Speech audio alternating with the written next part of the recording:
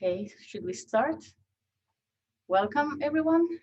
My name is Marianne Savallampi and I'm here at Museum of Impossible Forms.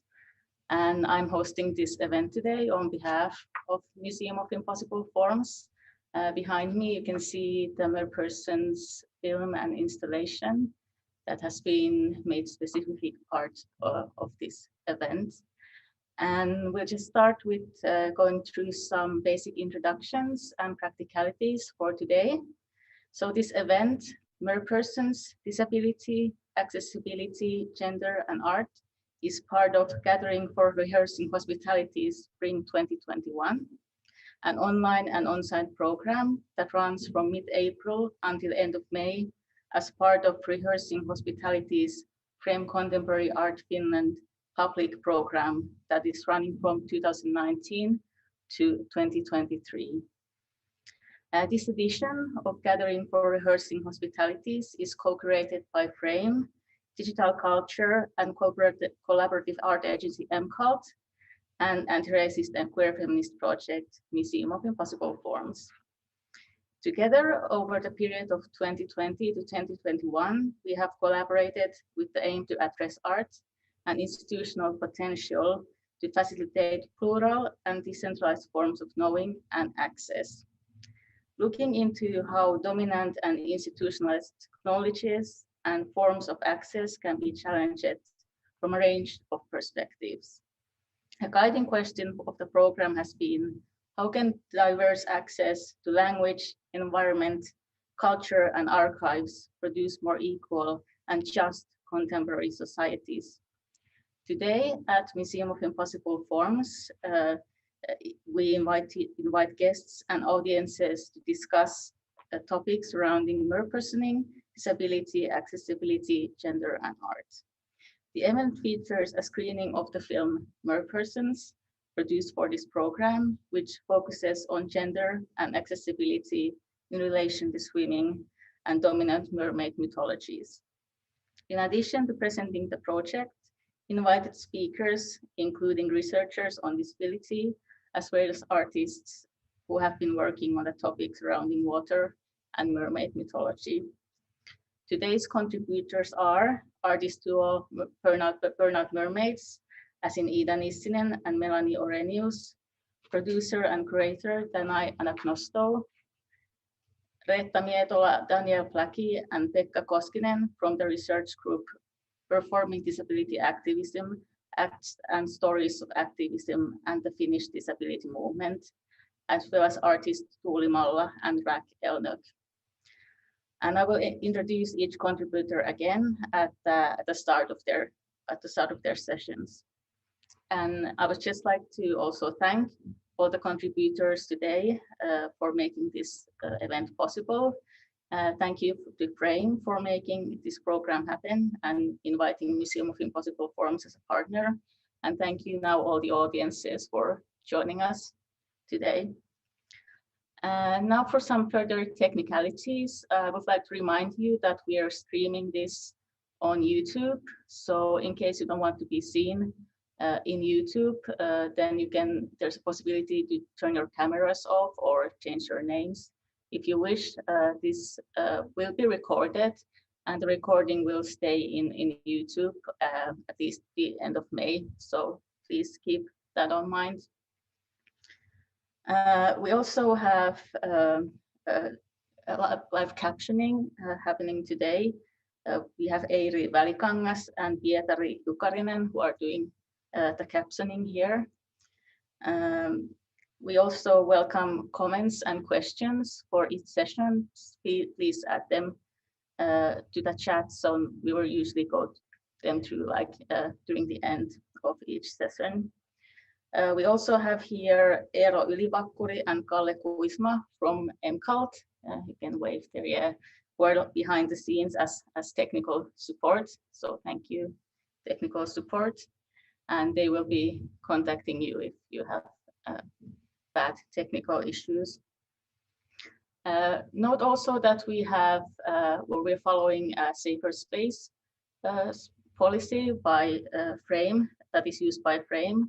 I'm not gonna read it all, but if we could have it posted on the chat. So in case you want to refer to the safer space policy, you can find it in the chat.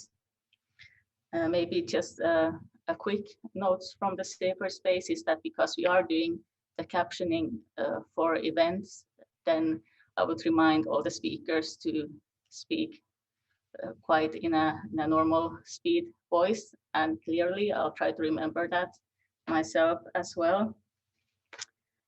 And also there's a possibility to also add your pronouns to after your name, not necessarily, not obligatory, but it is recommended. And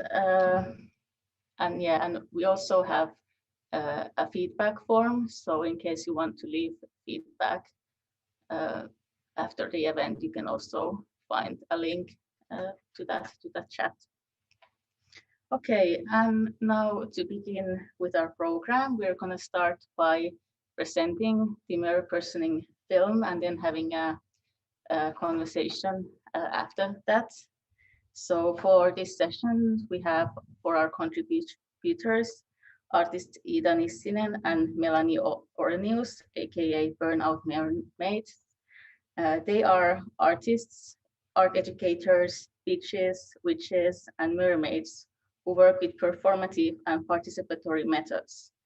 Exhausted by the capitalist, white supremacist, and patriarchal idea of competitive humanity, they grow tales and shapeshift into magical, mystical, and fantasy forms. In the submerged world, they are no longer Iida and Melanie, but wannabe waterproof and melancholic meltdown. This duo is not interested in performing the heterosexist fairy tale version of mermaids, but wants to study the complexities of the other than human characters. Thank you, Iida and Melanie, for being here.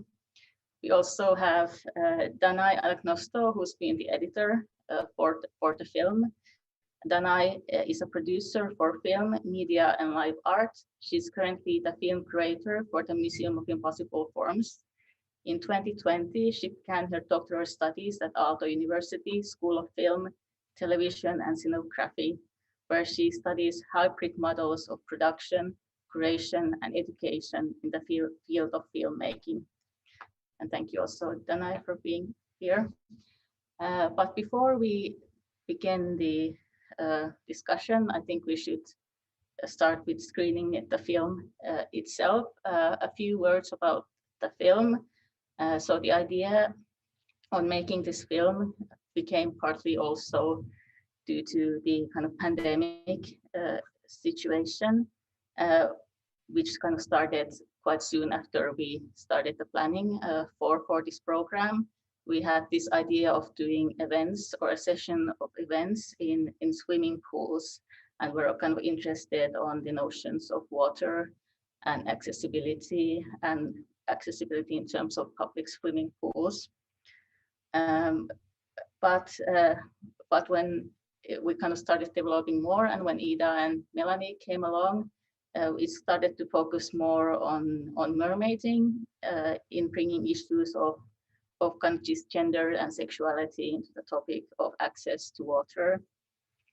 And kind of as a result, we had this Merpersoning workshop, which was an attempt to host a merperson or mermaiding swimming event that would try to kind of break traditional or kind of break kind of these restrictions and stereotypes around gender and what kind of could be seen as a kind of traditional understanding of what a mermaid should be and look like.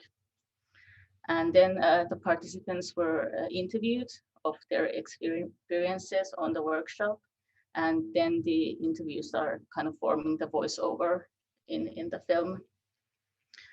And the interviews are also formed as part of the archive installation here at Museum of Impossible Forms.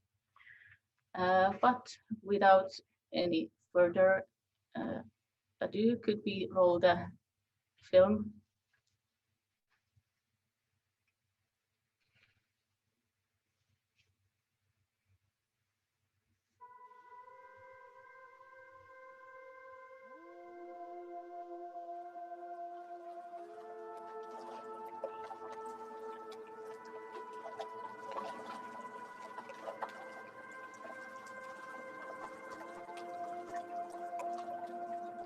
Merpersoning offers a unique opportunity to experiment with gender identity.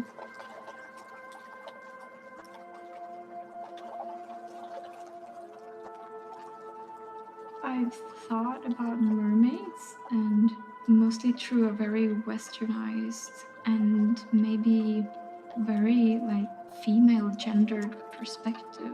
And I've often thought that it would be nice if mermaids could be shown in a bit more queer culture way.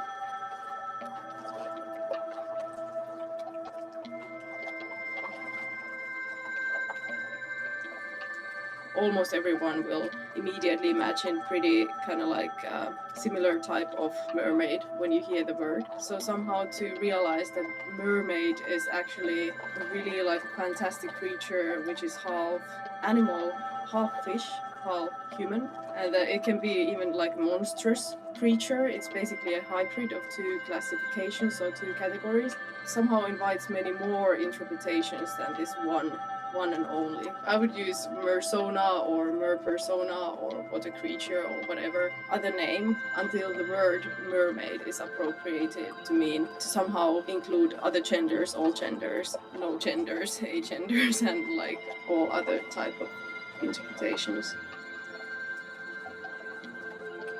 I didn't realize how class and gender influences one's access to water and especially to swimming pools. My brother and my cousins had swimming lessons in summer, not me.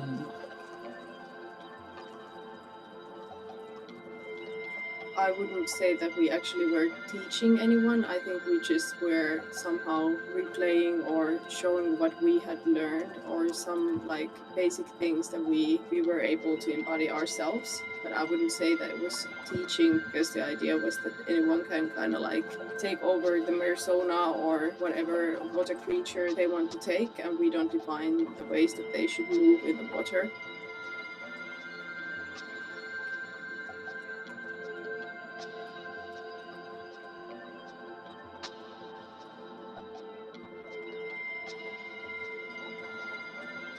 Everyone did it in their own style. It's really hard to do it wrong. And I think that's why we felt like we can also host this event, because you don't have to do it perfectly, or you don't have to be an athletic swimmer.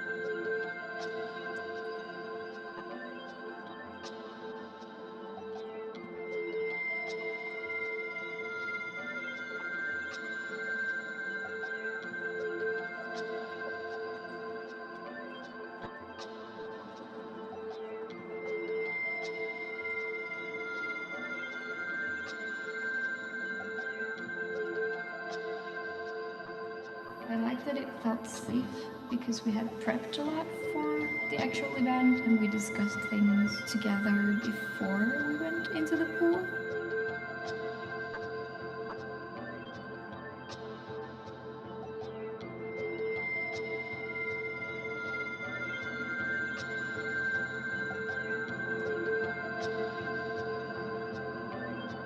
Water carried so much fantasy, like in this book, The Hungry Tide, written by Amitav Ghosh. Naturally, fantasies are also porters of fear. So wearing this tail, I embody that which is at once fantastic and frightening.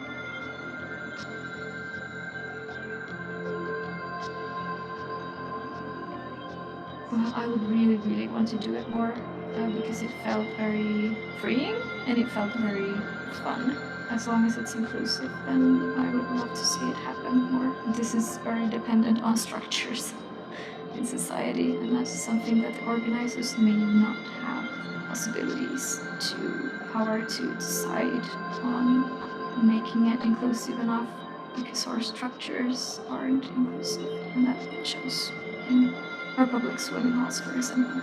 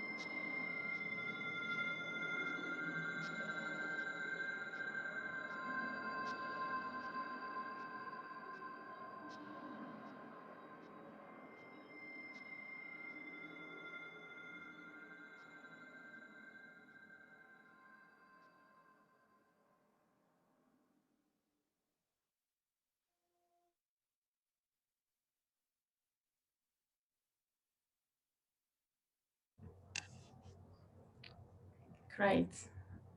And now I would like to invite Melancholic Meltdown and Wanna Be Waterproof to speak with me. Hi. Hi. Can you start by saying what is the story behind your mer names? Oh, that's a great question. Maybe I can start. So, hello, my name is Wannabe Waterproof. I go with the pronouns it and they. Wannabe Waterproof is exactly wannabe in the sense that they are not a professional mermaid. Indeed, actually, I am more leaking mermaid, which means that basically the seeming boundaries of my body are not waterproof. So I have a hole in my eardrum and I have to use an earplug if I aim to dive. So therefore the wannabe. But I actually also have somehow like internalized that as a part of this avatar, as part of my character, so that I actually enjoy the complexity of this character. It's not like simplistic. It's not straightforward. It's like there are many. It's a multifaceted personality that Wannabe Waterproof has. So I think that I am like descending from a water creature and maybe human. So I'm actually like which that basically means that I am not capable of surviving on dry land, but also I'm not perfect underwater. So yeah, I mean the struggles are part of Wannabe Waterproof's existence, but I embrace that. So yeah, The struggle is real. the struggle is real, and I think like in this character, what is somehow like essential is that I think I am not other than human, but I am other and human. So there's like those both sides are here. And I think that through this character, I'm able to explore the otherness within me. So that is somehow like, relevant in my avatar of Wannabe Waterproof.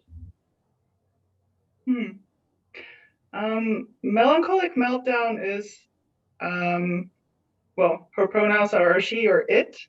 Usually call her she, I recognize now.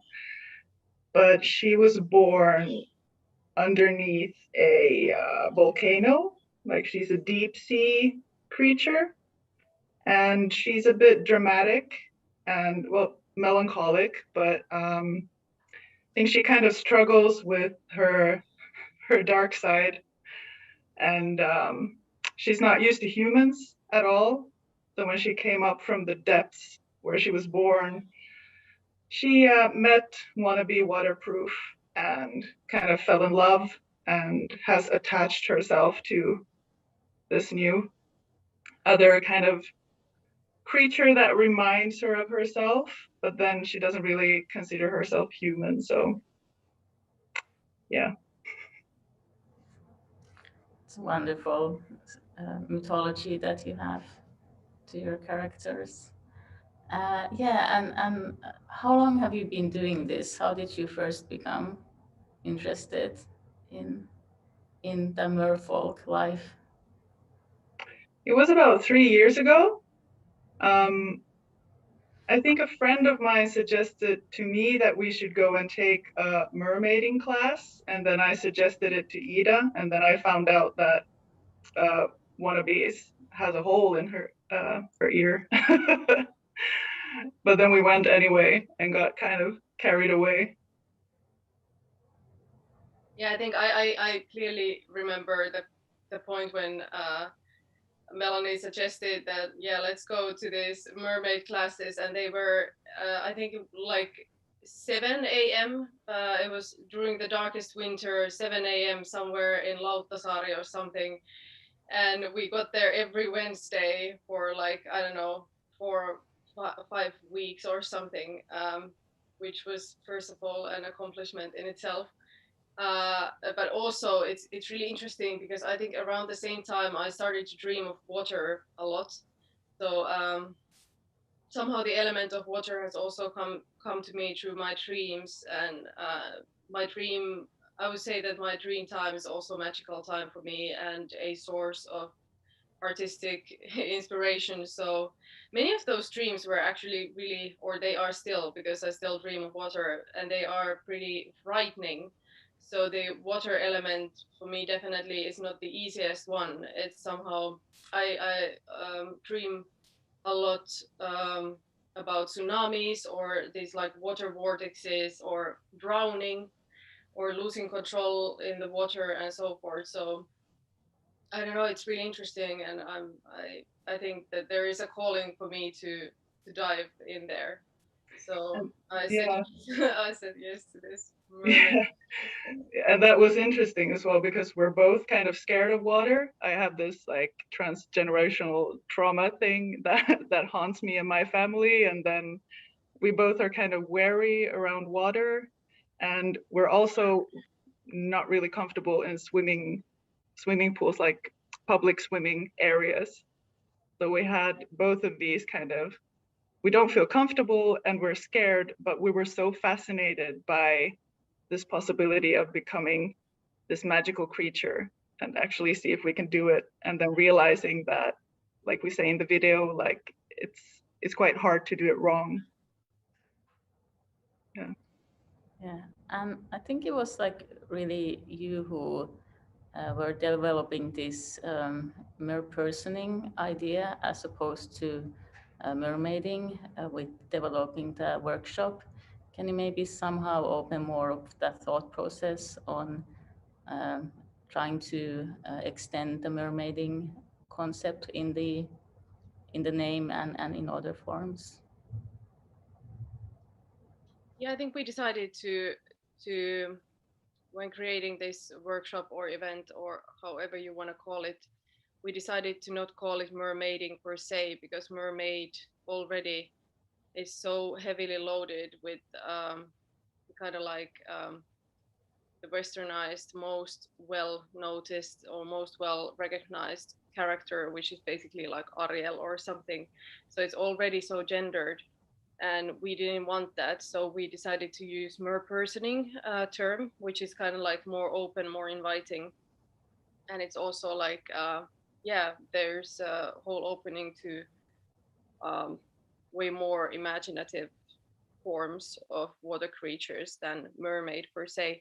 I mean, I don't say I think mermaid is fine, and we are Burnout Mermaids, and of course you can also like expand the term mermaid if you will. But yeah, we decided to use merpersoning because it felt better. And also we took this as a part of the workshop. We had this kind of like a character creating sheet where you can create your own persona. So you can, like, we created Wanna Be Waterproof and Melancholic Meltdown. So that somehow borrowed a bit from the live action role play scene. But yeah, just to like that, to invite people to either create an extension of their already existing personality or imagining a whole other type of character for themselves, which is also, of course, it can be fluid and can be changing, but just to evoke their thinking. Yeah, and I think like as soon as we got into the water with our tails for the first time, well, first of all, it was completely magical, but I think we from the beginning were more interested in this, like how to break down the kind of traditional ideas of what people think a mermaid is or should do. It's often like the mer person or the mermaid is something in relation to another human, and in a lot of stories it's a mermaid who is something in relation to a man who is like doing something, I don't know, being lured into the mermaid's hands or wants to marry it or whatever. So I think we were immediately more interested in the relationship between the mersonas that happen underwater and between these fish hybrids. Yeah, I think, and also like in case of Wanna Be Waterproof and Melancholic Meltdown, I think the most important thing also for us like is the relationship between us. So we were interested in this like rather sapphic like understanding of our ways of relating, instead of wanting to like yearning for some like, why are all the mermaids depicted to have this fixation on some like hetero cis males walking on a dry land? Why are they always depicted in relation to these like human males? We wouldn't care less. I mean, at least I know. Yeah. Thanks. And maybe you can share still, how was it like being filmed in swimming with, or being in character? Did you find it as kind of part of, or is this like a kind of visual experience for you as well, or like any thoughts on this kind of documentation aspects of merpersoning? Yeah, I think we're like in I mean, of course, I think somehow filming is part of it, in a sense that of course it's interesting if you suddenly have a tail. It's interesting to see how it looks, because you cannot really see yourself. So in that sense, I mean, if you look at the hobby of mermaiding, it's a lot about like photo shoots and underwater photo shoots, and it's a lot about the aesthetics and so forth. So of course that is kind of like a part of the whole phenomenon. But in this case, in the case of our workshop in Kilo, I think it definitely was a challenge to us as well to be filmed in that sort of like pool setting, because we normally would like to rather dive in natural waters instead of swimming pools. And I mean, I can only speak of but I know about Melancholic Meltdown. It does not like to be captured in a swimming pool, and I don't like that either. So of course, yeah, the swimming pool setting is I don't go to swimming in those type of like public pools in my human form either, because I don't like the spaces. I mean, you are so exposed, you are so vulnerable to other people's cases, and there's a lot of course, gendering, labeling, profiling, all of that happening in those spaces. But I must say that in this event that we had, I felt uncomfortable, but I think the role that we had in this, like as facilitators in the event, was kind of like protective one as well, so that we just like, okay, we just carry it through, so you are not so like centered on being filmed. And I mean, definitely I wouldn't have liked to be filmed if I wasn't as Melancholic Meltdown. Just like regular swimming, I don't think I could have done it. No. Yeah, I think like we really kind of were able to experience this kind of how difficult it was actually be able to film in a swimming pool, and finding like a space that could be reserved for kind of filming purposes, like not just because of the pandemic, but somehow it was kind of interesting on how kind of like public swimming pools, although they should be like public, but they're not accessible in many terms, that it's not really like to kind of like host events that would kind of break these kind of normative, well, it's kind of gendered spaces that the kind of public swimming pool usually is.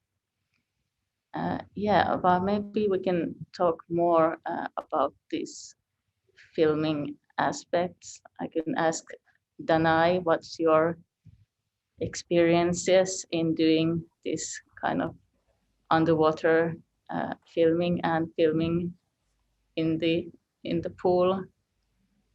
Mhm. Now, interestingly, I have lots of water stories that I'm working on these years, and Merpersons was one of them, which I was involved in a very different role than what I usually do.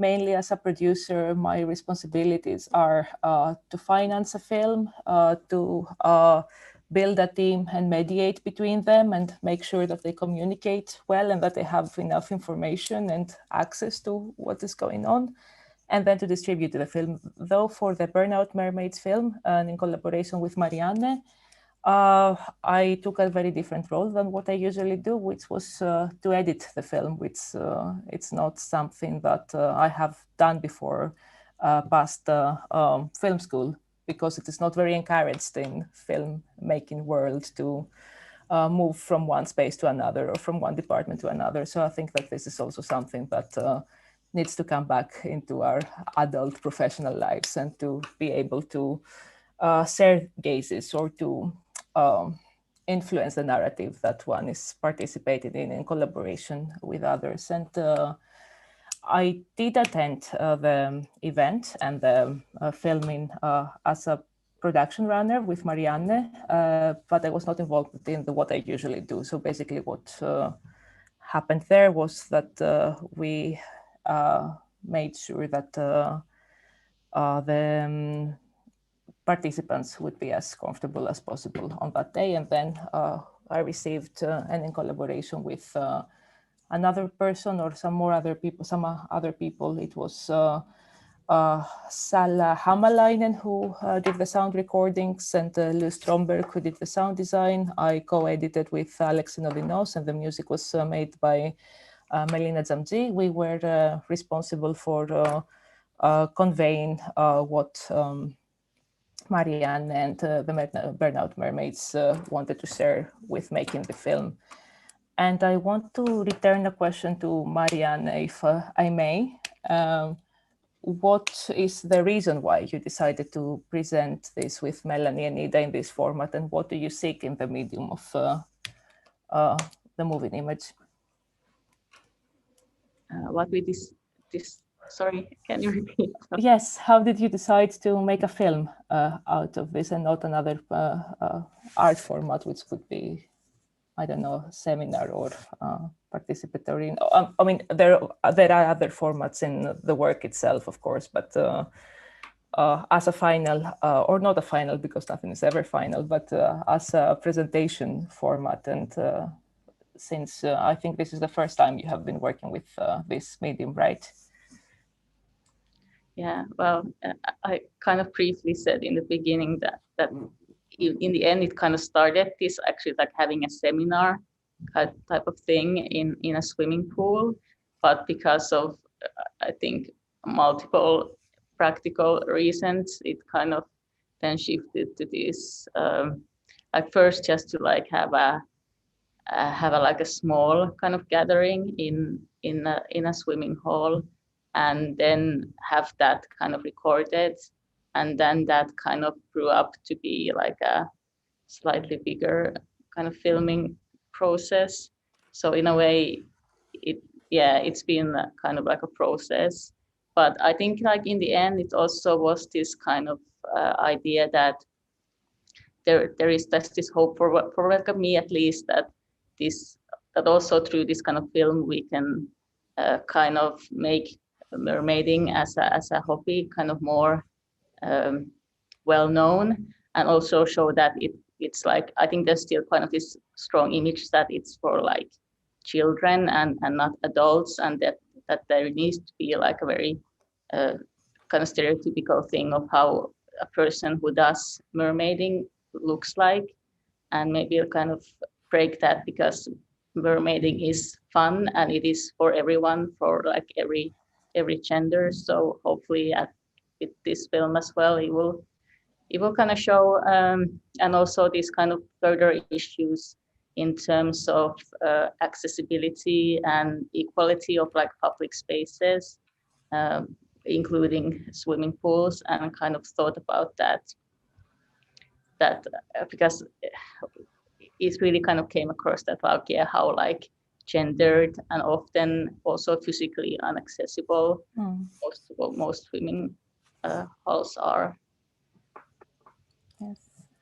I'm thinking of the many parallels of what you're saying, what parallels it has with filmmaking as a practice as well, especially in the commercial realm, and how there are so many institutional bottlenecks embedded in it and so many historic inequalities. For instance, now, of course, we depart from Me Too, which is a global reference point that goes beyond the film industry and expands in the other fields that we are working in as well. But I'm thinking that as a space, it's still very privileged, and it's still very bound to compromises and capital and the expectation of a final profitable product. And I'm thinking that all the bottom up or all the collective endeavors or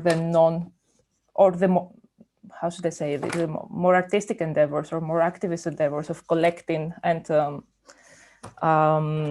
recording one story through their own gaze as a mode of auto-fiction or auto-theory, or or allowing oneself or one's community the possibility to represent themselves in their own manner, which can then spread because it's a digital artifact, an immaterial artifact that can be shared very easily. It's a practice that is rising, and that's very positive and optimistic from my perspective.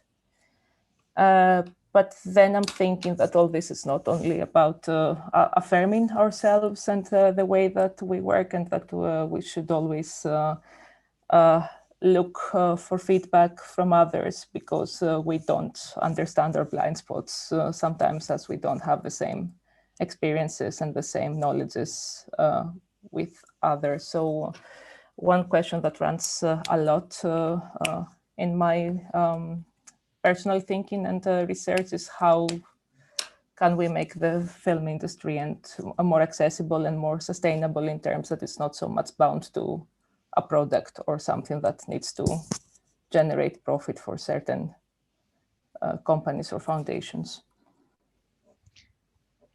Yeah, that's a good point. And I'm also like that there is this kind of there was this kind of double challenge, because I think my priority was, of course, that the participants are as comfortable as possible, and the focus is on like also this kind of getting something out of the workshop for the participant, and also the Burnout Mermaids. And then, but then there's also this kind of that you're supposed to get the filming done and do it as kind of discreetly as possible. So that was kind of like very new for me as well.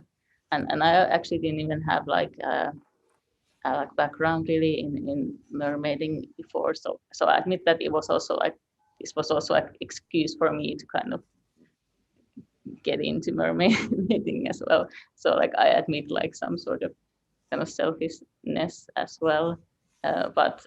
Yeah, and it was, I think, like scary as parts, because I felt really like nervous seeing like film equipment just like on the edge of the pool, and also cameras underwater as well. But yeah, it was quite exciting as well. And also like things that I didn't like personally see coming, like for example how difficult it was to kind of record sound in the kind of pool area, because it's so like echoey, and also kind of like how dark spaces also swimming halls are as well for like filming purposes. So I think you kind of learned a lot in the process as well. Yes, and how fast time passes when a space and a few people are booked for specific hours. Yeah. But yes. Yes, and I'm thinking, Marianne, in relation to the work we have been doing so far together in the context of the Museum of Impossible Forms, is also to make connections between filmmakers who are not partaking in the most prominent or dominant spaces at the moment, and to have the opportunities to share our works with each other and screen our works in different parts of the world or in different contexts when this is a possibility and when there is interest. And this is also a form of a relationship or an act of care that one needs to work on and spend some time and some effort to build, and also the trust that comes with it and the support. So I'm thinking that we could also start developing a plan on where else we can share the work and in what format, because there is also the text, there is the sound piece, there is the video, there is the practice itself that Iida and Melanie are doing, which takes the format of a workshop or a performance, and how all these multiple layers can be shared in the digital space currently. Yeah, and I hope we will have, I hope in the future, like more personing workshop. I think maybe yeah, we would agree. I think space is a big issue for that, but hopefully in the future. And will the installation be accessible and available for the public? Yes, the installation here is open until 16th of May. Yes, so far we're open on Thursdays and by appointment as well. Hopefully we'll get some more open days agreed as well. Mm-hmm. And the film will also be made available online, and it will be available during the exhibition time as well. Yeah. But thank you also to Danai, and I think we had planned to make a small meditation moment. Can you lead us through? Yes. Iida and I thought about how would it be possible to bring water somehow into this Zoom? And because I think a lot of people are experiencing some Zoom fatigue, so we thought about having this, we call it a meditation, meditaatio in Finnish maybe, but if it's just 5 minutes, then it's more maybe of a break. If you don't feel comfortable in imagining yourself being put underwater or into water at the moment, you can also mute me for a few minutes. I'm going to put my timer on because I was promised 5 minutes for this. But I'm just going to guide you through a little break and a little mind exercise, if you like. So wherever you are, you can take a comfortable seat. Maybe you're able to lie down, or maybe you have a chair. You can think about how you're sitting, or maybe you want to lie back, or you can also close your eyes if you want. It maybe helps with creating a mindscape. And then you can imagine that you start to hear the sound of waves. They're really calming you down. They sound nice. And with every breath you take, they come a bit closer. And they start to take over all other sounds that may be in the space you're in. So with every breath you inhale, you hear the waves coming closer. And with every exhale, the waves maybe go back a little bit. And with your next inhale, the wave touches your toes. And when it embraces your toes, you can kind of think about what it feels like. What's the sensation? And this is your water. It can be any kind of liquid you want it to be. It can be warm or cold, or maybe it's almost hot, like in a bubble bath. And then the water level rises up to your knees. Maybe it goes back a little bit with your exhale. So slowly but surely, there are these waves that just start to cover your body from toes upwards. And you don't feel any sort of panic because you know that this wave won't hurt you. It's in your imagination and it's your own magical water. The water level rises to your belly button, and you sense that every single area of your body that the water touches becomes relaxed. Your legs are relaxed and your belly is relaxed. Inhale and exhale slowly. And with your next inhale, the water level rises up to your neck, and you can feel how your chest is relaxed and your shoulders are relaxed, and maybe you notice that you're able to float in the water. Your arms are in the water. Your whole body feels kind of weightless and relaxed. And next, you can try to dip your head under the water if you like, or you can just stay floating. But when you do, or if you do dip your head under the water, you may notice that you're actually able to breathe. You can continue breathing just as deeply as you were before. You're just slowly moving around in the water. You notice how all the sounds have been blocked out. If you concentrate, maybe you hear some sounds moving around in the water. And maybe you notice that where your legs used to be, there's a tail. Or maybe instead of legs and arms, you now have 8 legs and arms. Or maybe you've become a long, big eel or something completely different. You look around and maybe a fish swims by, and you notice that the fish is saying something to you, and you understand what it says. Maybe you say something back. Remember, this is your fish, so you can decide who lives in your water. You keep breathing,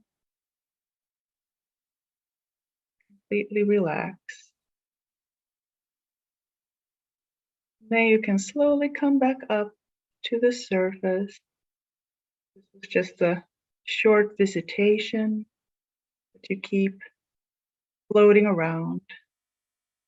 And you can prepare yourself for your next exhale, which is going to be the biggest one yet.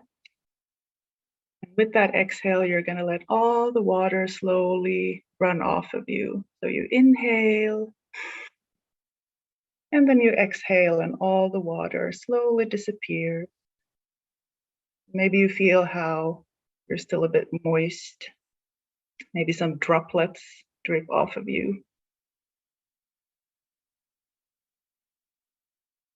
And then you can remember that this is a place you can return to anytime you want, no matter if you have water near you or if you're sitting in your chair on a Zoom call. Thank you. Wow, thank you so much.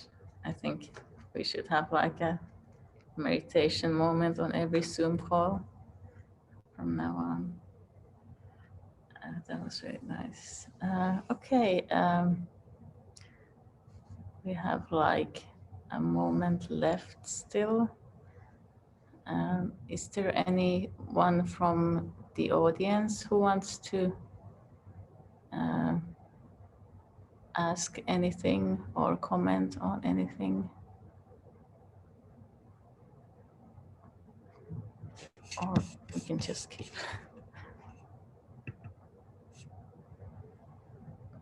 Or we can just keep talking by ourselves for the last 5 minutes. And,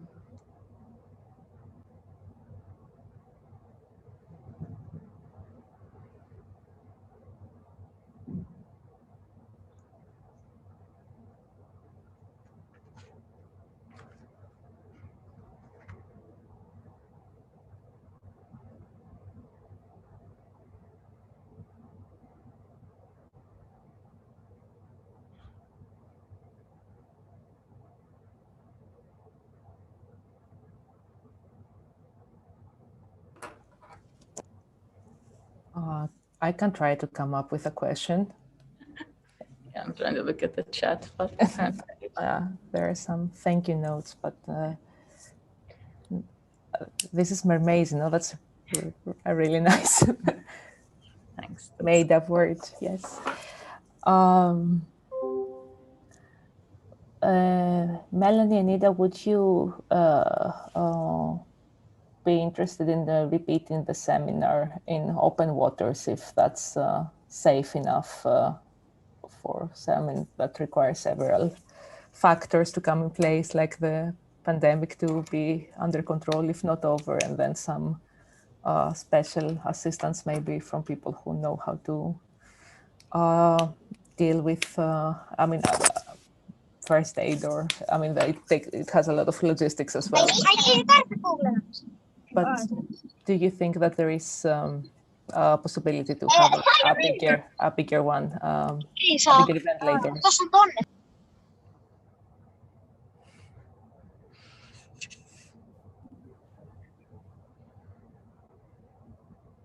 Yeah. So, Yeah. do you want to answer? Go ahead. Okay. So, Danai, you're suggesting that we would host something or facilitate something similar in like natural waters, with like participants coming to dive with us. Yes, exactly. And you also mentioned in the talk today that you prefer to do it in open waters, and also from going through the interviews when we were editing the film, there were quite a lot of participants that said that they would prefer to do it in the open sea or in the ocean because it feels a bit restrained in the pool. So how can we organize that? We can definitely organize. I mean, I would love that. And also, we just have to find a really clear watered. I'm a freshwater creature, so I prefer lakes. But of course, some other people prefer sea. But it has to be some spot where the water is clear if we want to film something or take like underwater footage. But I think it would be really great.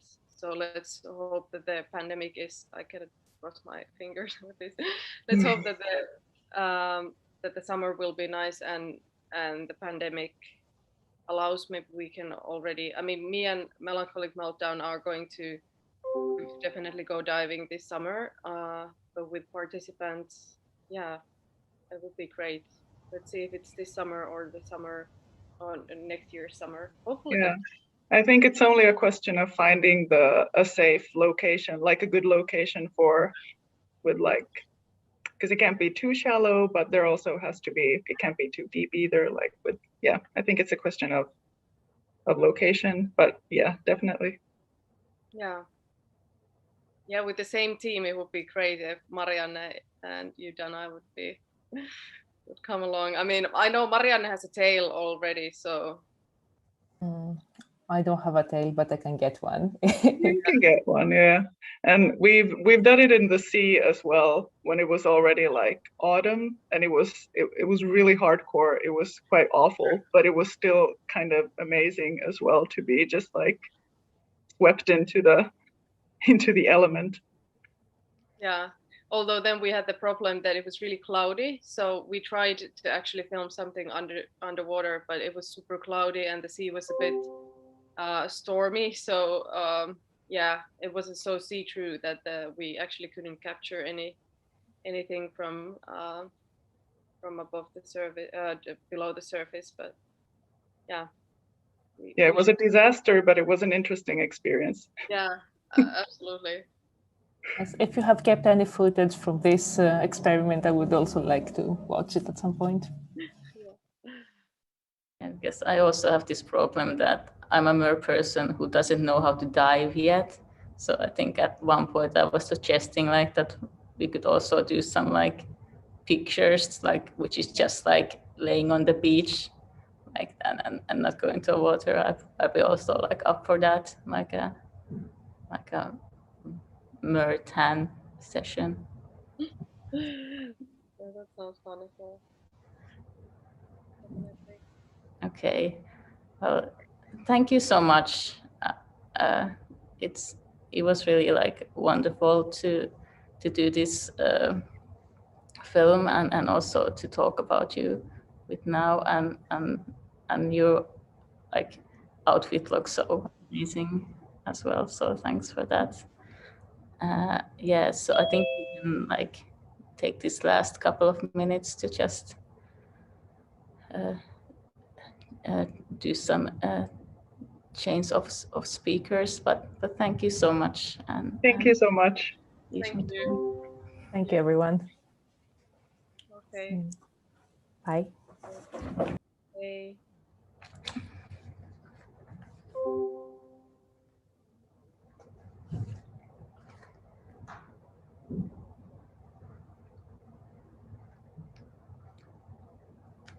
And do we have Reetta, Daniel, and Pekka here already? Yeah. I'm here.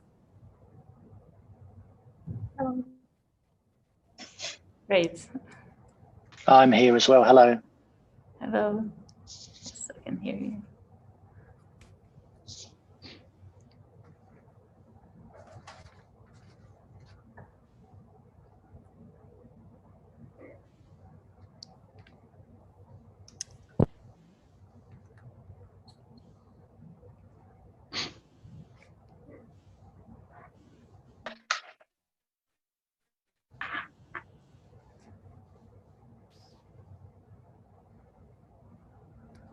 So everything's working.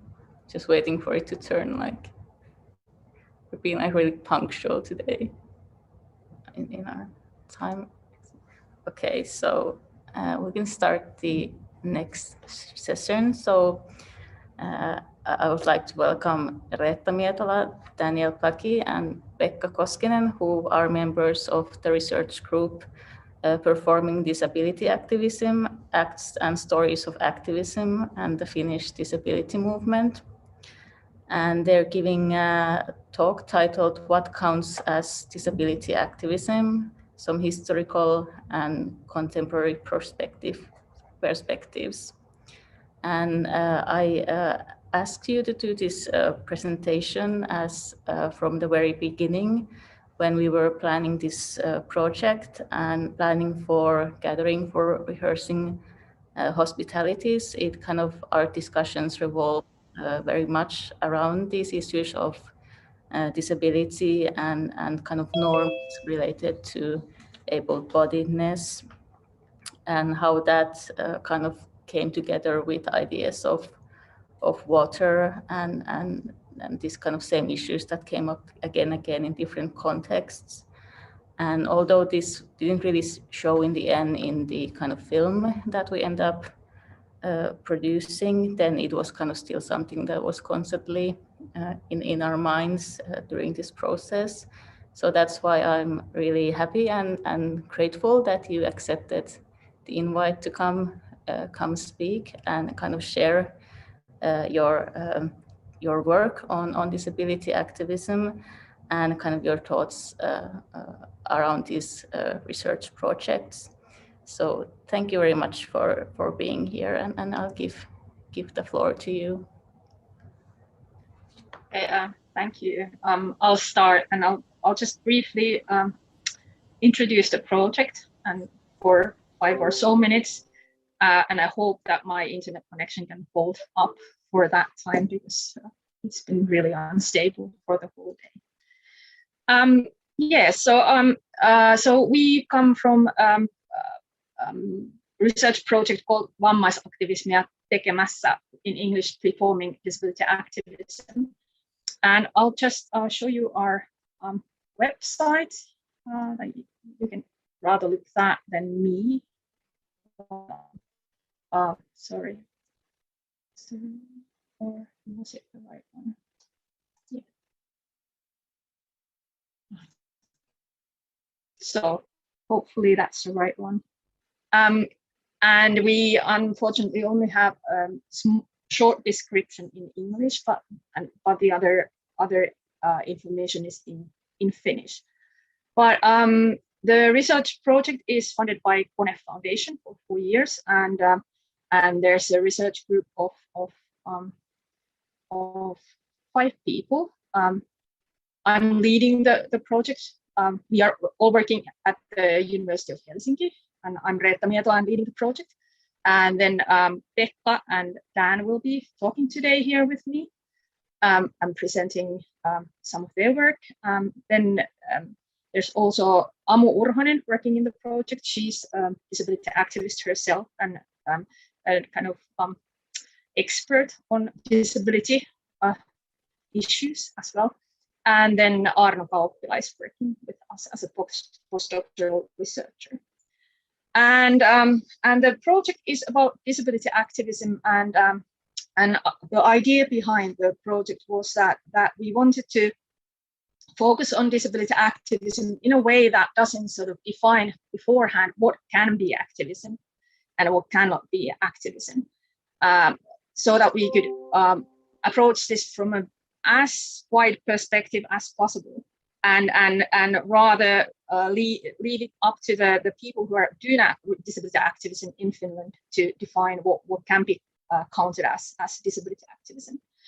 What we are asking in the project is what kind of disability movement is formed by these sort of different kinds of acts and stories of activism. And this also sort of like comes to the idea that we don't that rather than sort of closing something out or sort of deciding that something can be counted as activism, or making these sort of value judgments about what is sort of like important or what is effective activism. We wanted to rather start from what people are actually doing or have been doing during the past years, and from there to see like what kind of things, what kind of claims, demands are made under the sort of flag of activism, under the name of activism, and also what does this mean to the people who are doing disability activism, and also what does this sort of what has been done, what has been demanded, what does it tell about Finnish society and social positioning of disabled people in the Finnish society in different times. So our idea behind the project is to sort of like maybe build a new, or at least some kind of like a story or history of what has the disability activism and disability movement in Finland been about, and broaden this sort of like to fill into what has already been written and told. And our idea is to interview people, to collect different kinds of stories, to collect cultural texts, do ethnography, or offline, but also probably online because of the situation, and start building this picture through these sort of different data sets. I'm not sure if I forgot something. What I for the Finnish-speaking people here, there's a blog on our website us writing, but also we have invited other people to write about their disability, about activism, disability activism, how they do it, why they started to do disability activism. There's also actually Dan's text there that is in English, so some content in the blog as well. And we also have social media accounts, and we would be really happy to work with other projects and groups, and also are looking for informants, people to interview, people to collaborate with in terms of research. I hope that's hope I didn't forget anything. I'm just going to give floor to Dan and Pekka, and we kind of decided that each of them is going to speak about 20 minutes, and then there will be some time for discussion in the end. So thank you. Dan, please. Okay, hello everybody. Greetings from a very sunny Helsinki. It's a lovely, lovely day to be here. Thank you for the invite. I'm going to try sharing my screen now, so please let me know if you can see it.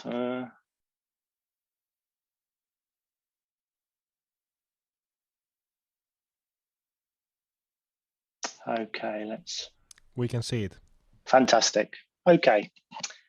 Yes, okay. Well, today I wanted to talk to you about disabled people and activism before the disability rights movement. And the reason I chose this title for this little part of the discussion that we're having today is that I think that very often when we think about disabled people's activism, the first thing that comes to mind are the struggles of disabled people in the very recent past. So when we talk disability rights, when we talk about disabled people's activism, we often think about the modern disability rights movement. And I suspect that when we think of images that would come to mind when we think about disabled people's activism, we would have something in mind like you're seeing hopefully on your screen. And for those of you who may have some trouble seeing the image, it's a black and white image of some wheelchair users, some disabled people in the Netherlands, protesting outside a concert hall in 1972. And they seem to be protesting about the inaccessible building that they would like to get into. They'd like to go to the concerts that are inside and they can't, so they're protesting, saying, this is in a way a kind of accessibility issue, a social justice issue. But what I want to suggest in this very brief talk is that when we concentrate on the disability rights movement, when we kind of only remember the disability rights movement, we forget that disabled people have a much, much longer and richer history of disability activism than we might first think. And I want to remind people that disabled people have been fighting and struggling against ableism for a very, very long time. It's not just something that's happened in the last 50 years with the emergence of the disability rights movement. And I guess many of you have probably watched the Oscar-nominated documentary Crip Camp. And what I want to suggest in this little talk is that we need to go back way, way further than the 1960s, 1970s, which is what's sort of really depicted in Crip Camp, and remind people that disabled people's activism has a much longer history. So hopefully you can all hear and follow what's going on. I think my internet connection might be a little bit tricky today, so let's hope we get through this without there being a technical fault. But okay, what I want to talk about in the next few minutes is that I can't take in every aspect or every feature of the disability rights movement because that would take a long talk in itself. But when I'm discussing disability activism, I'd like us to think about two main features or two important features of the modern disability rights movement. And the first one has been known as what's been known as the social model of disability.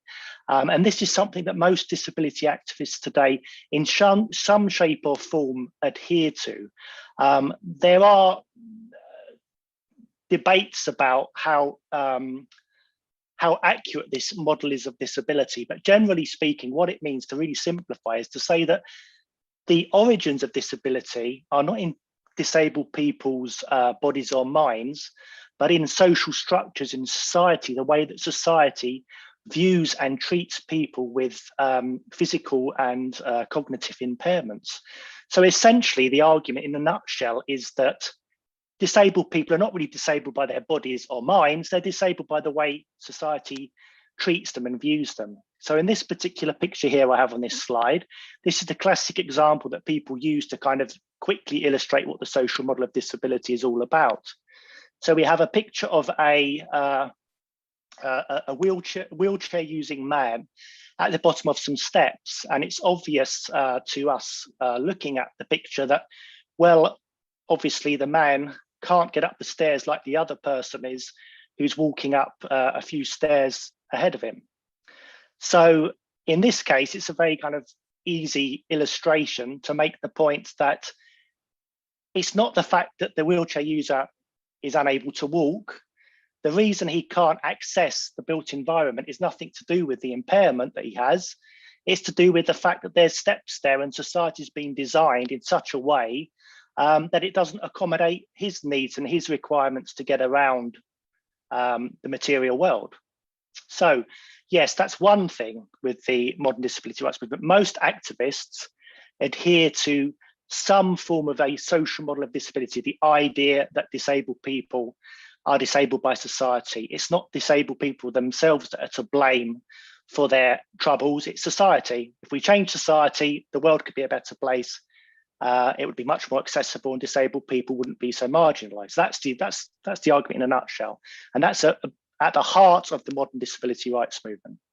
The other thing I think is really important to the modern disability rights movement, disability activists today and in the post-war period, is that there's this sense of community. There's a sense of disabled people being a community and identifying together. So this sense that there's a kind of a common cause, a common experience that people with various impairments can unite around. Okay, so that's kind of two of the features I'd like to focus on in this quick presentation. And what I'd like to do is go back in time. So imagine you're in some kind of funky time machine, you go back and we set the dial to 1830s, 1850s Britain. And we go back to the kind of the hot point of the British Industrial Revolution. And we go back to this point, not because I don't think disabled people are engaging in acts that we could construe as being activist before this time. I think they could, but I go back to this time because this is a period that I know the best. And it's a period that I've been researching with my colleague back in Wales, David Turner. So it's the period that I know the most about at the moment in regards to this particular topic.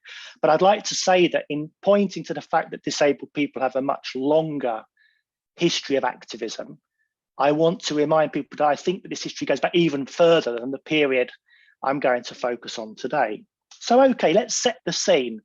We're going back to the Industrial Revolution, the 1830s and 1850s. And this is the time when factories are proliferating, where industrial towns like Leeds and Manchester are really growing, and industrial production's increasing and increasing. Lots of people started to work in factories. And during this time, there is a campaign that starts to get going that centres on the textile industry based mostly in Northern Britain. That's campaigning for shorter hours for factory workers, for factory workers that work making cotton or woolen textiles.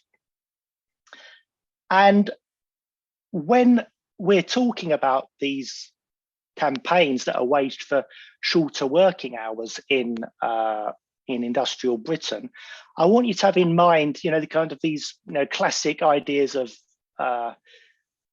textile mills, of big factories, smoke coming out the chimneys. Those of you that are Finns, I know we have lots of Finns in the audience. When I'm talking about these factories, think about something that you would see in Tampere, the so-called Manchester of Finland. So have that in your mind as we're going through the next few minutes. And what I would like to suggest is that during this campaign for shorter hours, many of the people that were involved in the campaign were disabled people. And this started off because in order to try to make the case that factory work was really bad and that it should be reformed or it should be regulated, campaigners pointed to what they considered to be a very high existence, the prevalence of disabled people in industrial communities like Manchester, Leeds and Bradford. And they referred to these people as factory cripples, people that were that acquired impairments due to their industrial work. Now, at first, these I'll use the politically incorrect terminology of the time because that's the historical term, but these factory cripples were mostly used as a way of kind of evoking pity and an emotional response in Britons at this time to try and get people to support the calls for shorter working hours. And the argument was these factory cripples were a result of the terrible nature of industrial work. So at first, in a way, non-disabled campaigners were using disabled people as a way to make their point, which was, we want shorter hours in factories. However, with time, disabled people started to realize that there was an opportunity to discuss their own experiences and to talk about their own issues within this broader debate about factory reform. Now, on this slide here, I've got two shots, two pictures, one of both of them of the front page of two quite famous books in the factory reform debate. On the left, there is one that reads A Memoir of Robert Blincoe, an Orphan Boy, and it shows a picture underneath in the center of the front cover of a man who's it's an engraving. It's a dark black engraving of a man holding a top hat and with his arm kind of bent and on his waist, and he's got in the sort of the foreground, in the front of the picture, a bent leg, a kind of crooked leg. And this was something that campaigners often pointed to. This was kind of like the visible mark of a factory cripple, people that had crooked or bent legs and knees. And so this picture of Robert Blincoe that appeared on the cover of his memoir is a kind of visual representation of the kind of person that factory reformers had in mind when they were making arguments based on the experiences of factory cripples. And then on the other side of the slide, on the right-hand side, we've got the front page of a famous autobiography by a man called William Dodd, who actually identified himself as a factory cripple. And this is an important point to make. That within this campaign, disabled people at first are referred to as factory cripples by non-disabled campaigners mostly, and at certain points in the campaign, some disabled people, some factory cripples like William Dodd, actually asserted their identity as factory cripples. So a bit like disability activists today, they appropriated what is, quite a problematic term, it could be seen as quite an insulting term, but they took the term back. And they said, right, no, I am a factory cripple, and I'm going to use that term. I'm going to use my identity as a factory cripple to give me authority to speak. And you've got to listen, because if you're talking about factory cripples, if you're using my life to make a political campaign, you should listen to what I have to say. So as this campaign went on, figures like William Dodd and Robert Blincoe started to use the fact that they were being identified as factory cripples by other people to assume a position of authority where they could speak and they could talk about some of the issues that they had as disabled people. So they could speak to issues that were of concern to them because of their disability. Now, just for those of you that might not be able to see the image particularly well, I described the image of Robert Blincoe's memoir on the left, but on the right, it's just a picture of the front page of William Dodd's autobiography, which reads, narrative of the experience and sufferings of William Dodd, a factory cripple, written by himself. And I've highlighted the factory cripple part of the title page just to show that this is a man who has a mobility impairment, who is himself classifying himself as a factory cripple. He's embracing this this term, this label. Now, okay, so I'm making the point that disabled people are an important part of the factory reform movement in the 1830s and 1840s.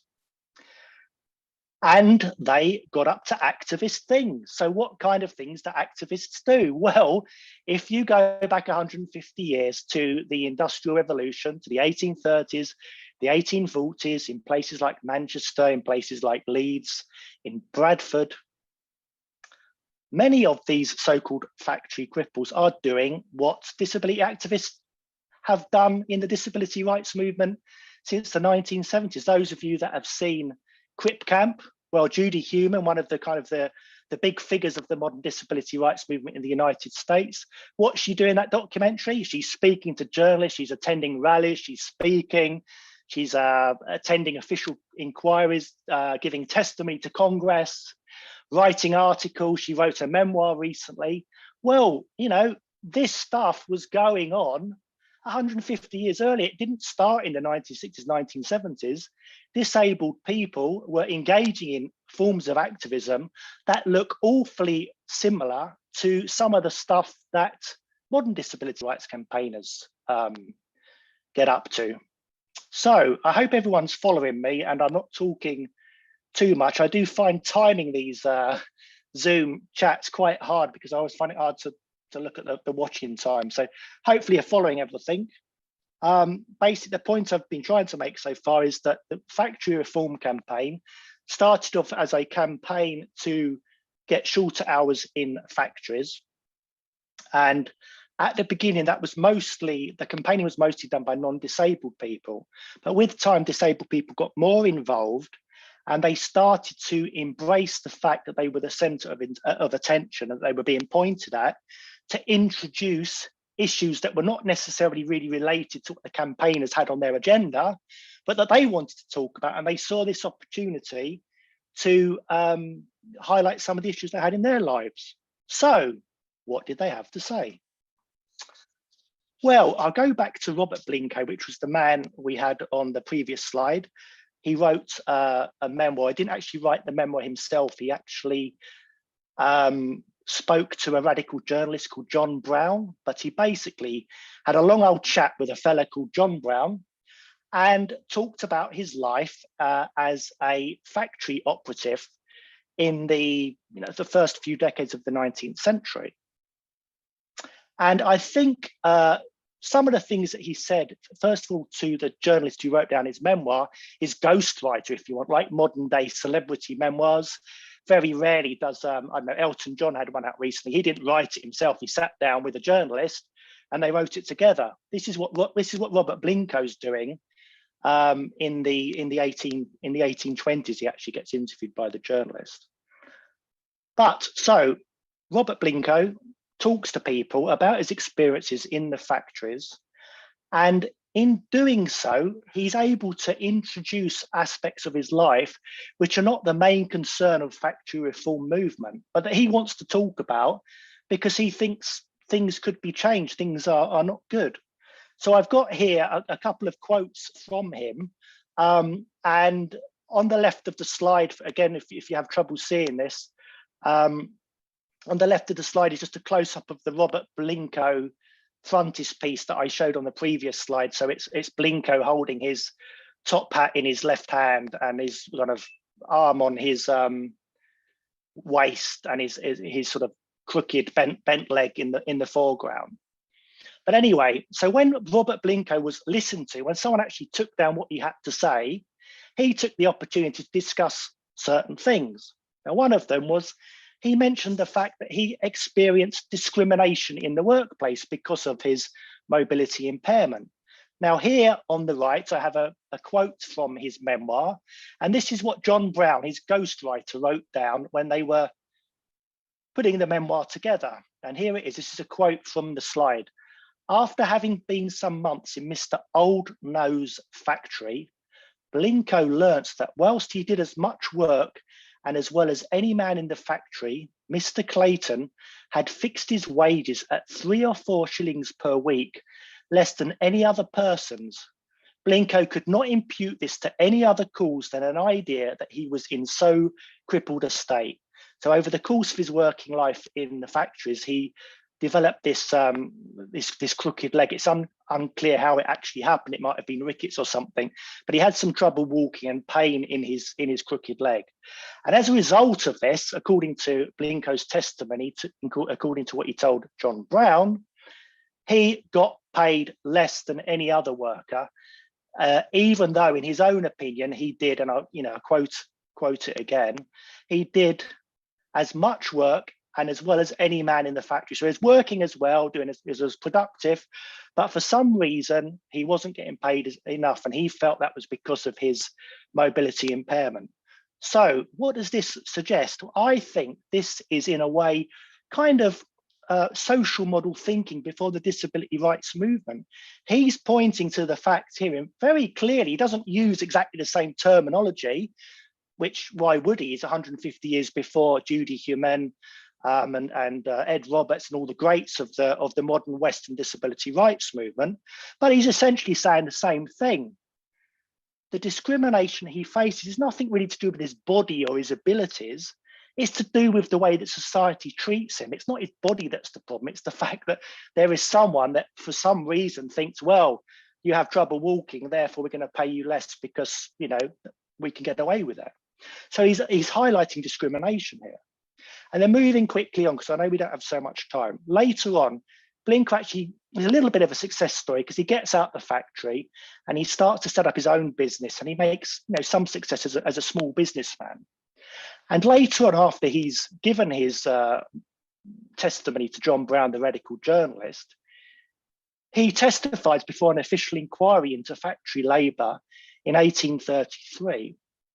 And in the course of his testimony before an official, he mentions that I employ, and this is a quote again, I employ a poor, sore cripple under me who could not easily get work anywhere else. And for me, this suggests that having been through having had the experiences that you had of industrial labour in Britain previously, there's a sense here that he feels some kind of solidarity, some kind of comradeship with this, to use the quote, the poor, sore cripple that he employs. So there's this sense, there's some kind of, you know, again, using the terminology of the time, some kind of factory cripple community is feeling that, you know, we're in this together and we got to help each other. We got to stick together because no one else is going to do this for us. So here you get a sense that Blinko's not just points out the fact that, hey, life sucks, this is really awful, I'm being discriminated against. He's trying to do something about it. He's trying to help other disabled people overcome this you know, ableist system that they encounter. And there's lots of other examples I could go through. There's lots of, again, factory cripples that get up and talk about workplace discrimination and having trouble finding employment, being poorly paid. Blinko's not the only one. He's just perhaps one of the most well-known, and one of the ones that, you know, if you want to look into, you can do quite easily online, because his memoir is available at the Internet Archive if you want to Google that and check it out. And also in terms of the solidarity thing, is sort of what I was considering that the second part, or the second feature of the disability rights movement that I'd like to look at. There are other people that do this as well. Dodd, in his narrative, Dodd in some of his writings, talks about the fact that he's discussing the experiences of other disabled people that he's interviewed, and he talks very often about we feel this, we do this. And so there's this sense again that as a self-identifying factory cripple, he feels a common cause and a common experience with other people in a similar situation to him in industrial communities. And there's a lot we could go into with this, but I think I'll leave that for another time at this point. I hope I haven't gone too long over time. I think that's probably good enough at the moment. What I would say is that the main point I'm trying to make here is that if we go back in history, some of the things that the disability rights movement are saying today that they were saying very loudly and with quite a lot of success in the post-Second World War period was being said in a similar manner 150 years earlier by other disabled people. So I want to remind people that although it's seen as this kind of great innovation, this fantastic moment in disability history, there are antecedents to this. It wasn't suddenly, oh, Ed Roberts came on the scene or Kalle Kontula in Finland. Disabled people have been trying to fight, to voice their concerns about ableism and about the prejudices they've encountered at different points in history for a really, really long time. So I think that's probably pretty clear. I probably laboured the point quite a lot now, but I'd like to say thank you. And one thing I'd like to point out before I say goodbye and let Pekka take over is that I know that in the audience, we have lots of artists and creative people.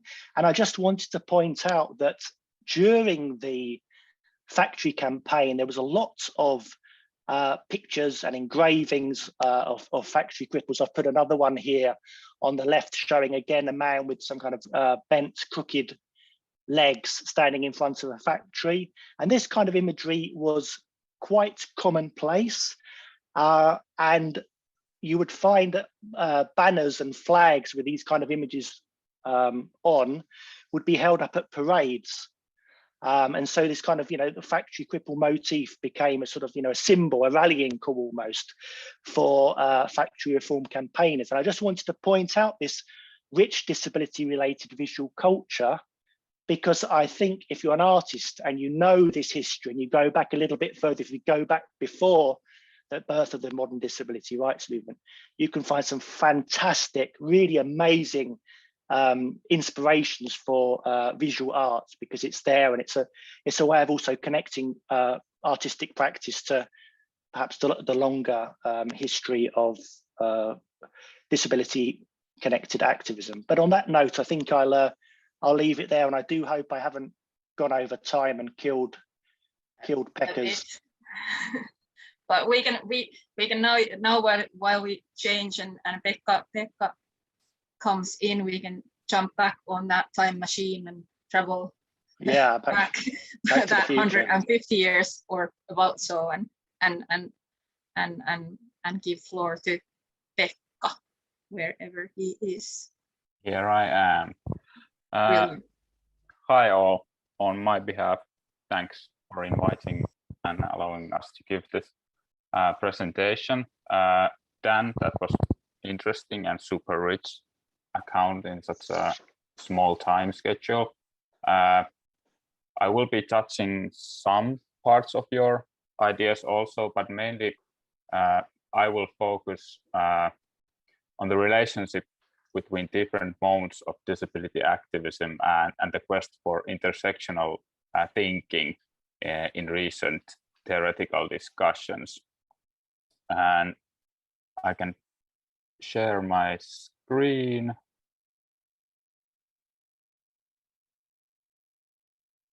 Okay.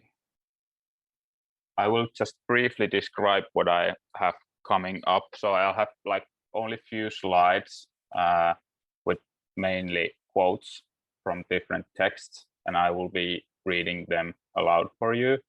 And this won't probably take that long time, so hopefully we have time for comments and discussions.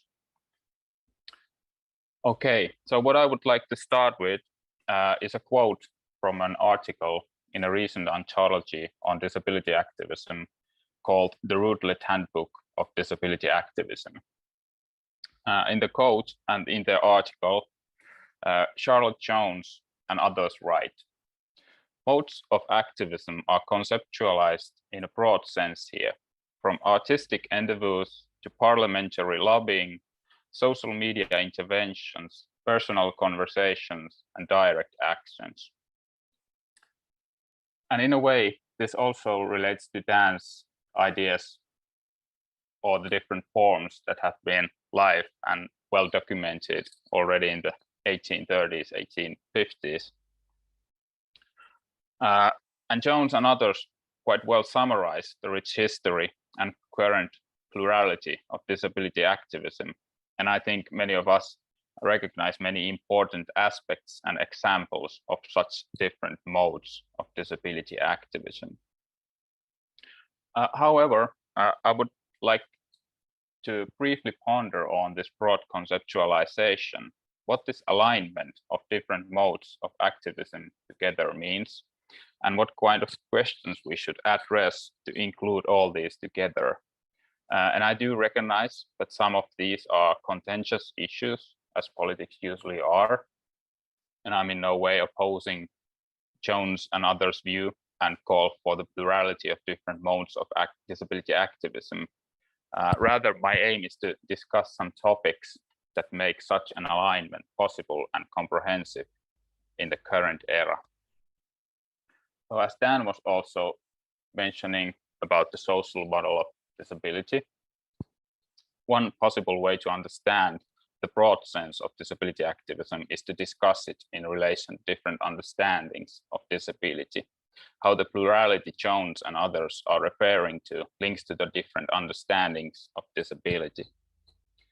Here I have a quote from the statement of the Union of the Physically Impaired Against Segregation in 1976, which has become a much-cited reference and which became famous for outlining the understanding of society that disables.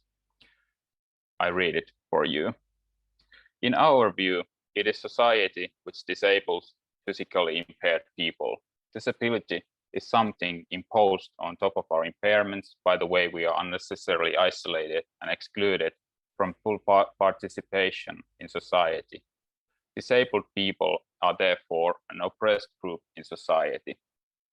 And as Dan had the picture illustrating the staircase example, that is like the quite basic idea about the material arrangements of society disabling certain people. Later on, this passage became also formulated by disability studies scholar Mike Oliver to coin the term politics of disablement to highlight the material structures of society that actively disabled and continues to disable certain people by the way society is organized. So from this understanding, the task then became to remove the disabling barriers in different spheres of life, such as housing, education, and employment. And I think Dan's example was prior example of the employment issue and its relationship to oppressive structures in society. And of course, the task of removing barriers in different spheres of life continues to reflect much of the aims of disability activism in current days. However, disability activism is not or has never been just solely about barrier removal. The term I call cultural interventions is well captured by the disability studies scholar Sami Chalk, who writes, by designating disability as a system of social norms which categorizes, ranks, and values body minds, and disability as a historically and culturally variable category within this larger system, critical disability studies can better engage in conversations about the ways both ability and disability operate in representation, language, medicine, the law, history, and other cultural arenas. Chalk writes more explicitly from the disability studies perspective, but I think the task of analyzing the system of social norms illustrates the broadening of the different modes of disability activism also.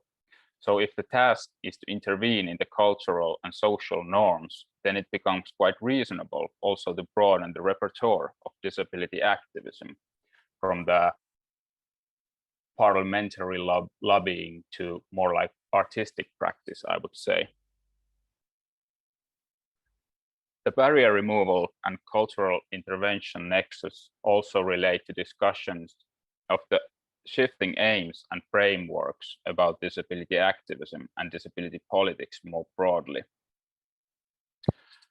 Back in 1990s, feminist disability studies scholars Susan Wendell and Jenny Morris raised the question about the unity and shared objectives of British disability movement. Their critique mainly considered how the prominent figures of the disability movement often were white, educated, physically impaired men. Their critique didn't concern the movement and its objectives as such, but rather called for accounting the complexities inherent in British disability movement. And although Dan also brought up the meaning and role of Judith Heyman, those pictures Dan was showing quite well illustrate the point that Wendell and Morris was trying to make in the 1990s when critiquing or offering the feminist critique of disability. So currently, for a complex thinking is echoed especially by disability activist Mia Mingus and the collective called Since Invalid, who pushed the objective of disability activism to new directions by critiquing the assimilating tones of the so-called mainstream disability politics. This is a quote from Mia Mingus and Since Invalid group, writing, "As organizers, we need to think of access with an understanding of disability justice, moving away from an equality-based model of sameness, and we are just like you, to a model of disability that embraces difference, confronts privilege, and challenges what is considered normal on every front.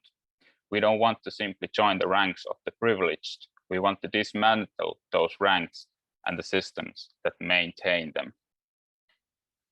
And what is quite especially characteristic in their thinking is the importance of the intersectionality and the idea of centering marginalized voices in disability studies and activism.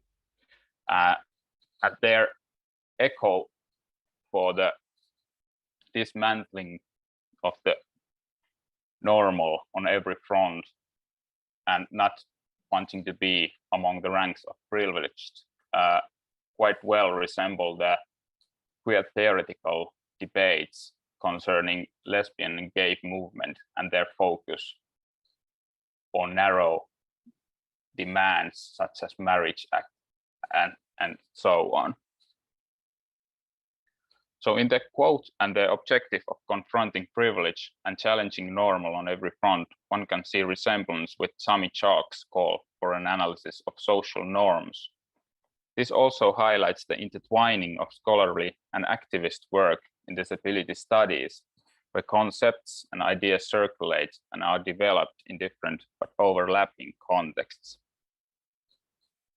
So coming back to the broad conceptualization of disability activism outlined by Jones and others in the first slide, would mean that we should acknowledge that disability activism can take place in many levels and in many forms, from advocating a legislative changes on an official policy level to a more artistic practices, exploring and critiquing social norms.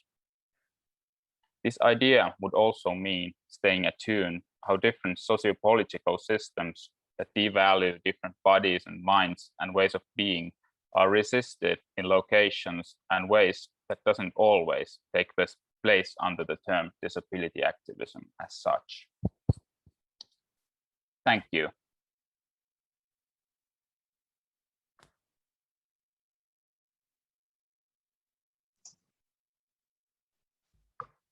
Okay.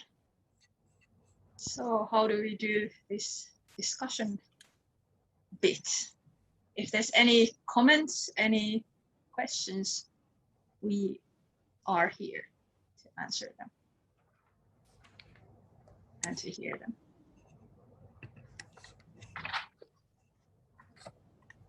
Yeah, thank you so much for this presentation. I think it's been really interesting to hear that, yeah, that these aren't like new questions, but these questions have probably been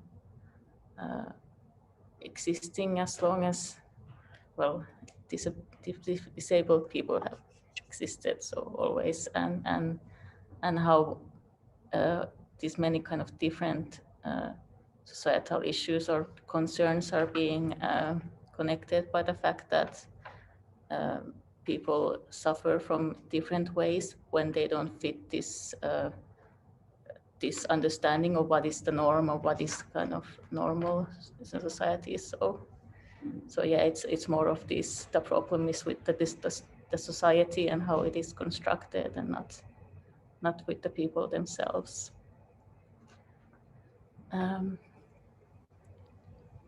Yes. If possible, I could say something. This is Sari Salvara talking. I work for Cultural. Thank you all. I mean, already the mermaid art and this disability conversation, which is so sort of like more like my sphere, the disability issues. A few notes and a question at the end. It really doesn't surprise me that this being also in time and in history and also around the world, this sense of community of disabled people, because it can be felt like everywhere. And also from my own experience, there's this sharing of experiences that sort of like connects. And what also is very clear is that this intersectionalism is very welcome, because that way we can join our forces, because it's the norms that are making many of us like suffer to some extent anyway, and that all the force that we can have together is good. Saying that, I want to mention that I was a bit shocked because I yesterday listened to a webinar. I mean, not about this, but yesterday's webinar, because it was about hate crime and hate talk, organized by Ministry of Justice and Kynnys ry, a disability organization. And there was a study made with oppression and hate issues that the disabled people face. Was 50% of it is by healthcare sector workers. So that's like shitty, because with disability often goes like that. You are to some extent dependent on help, and then 25% was by different officials like viranomaiset, and yeah, then was the same probably. Well, part of these two are probably shared by any minorities or people that share a vulnerable state, but then yeah, rest of it was like just people saying bad things and such. So there is special issues for disabled people, but the intersectionality is very much welcome and needed. But then about this challenging the normal, which art is often interested in, and we are all probably to some extent, how to do it, like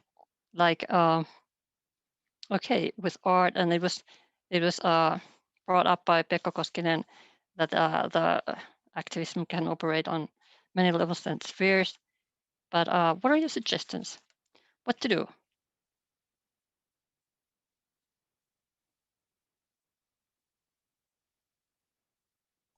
Come on, help. Yeah, what to do? Yes, I think one of the reasons why we kind of, when we were planning this project, was that there's these sort of binaries sort of that we have, like okay, those people who are doing sort of trying to sort of like change the disability policies and that sort of legislation and everything, and then there's the people who are writing blogs on internet, and then there's artists and everything. And I think one reason why we wanted to do this was to bring all of this together, to make visible a big noise that is all of it together, and how sort of this spreads like to many different directions. So you're not only trying to change the sort of legislation. Actually, in Finland we have quite a good legislation, and as you said about the hate crime report, the problems are elsewhere. So problems sort of, there's no point if there's good legislation, if when you meet the officials who should be sort of looking after your rights, then there's sort of this these sort of experiences rising. So one of the reasons was that we wanted to bring all of this together, rather than having these sort of like okay, the young people are only doing the click activism, and then as if it's not real activism because it's happening online, and also sort of these sort of issues, but also looking at all the different kinds of topics that are raised. For example, mental health is discussed quite a lot now. Also, sort of young disability activists in general are talking about mental health, and there's a connection to sort of other groups, other sort of movements as well. Definitely, sexuality is something that has been sort of one of the topics for decades, and there's still massive sort of barriers in terms of how we understand the relationship, like disabled people and sexuality. It seems to be still some sort of a taboo in some sort of contexts.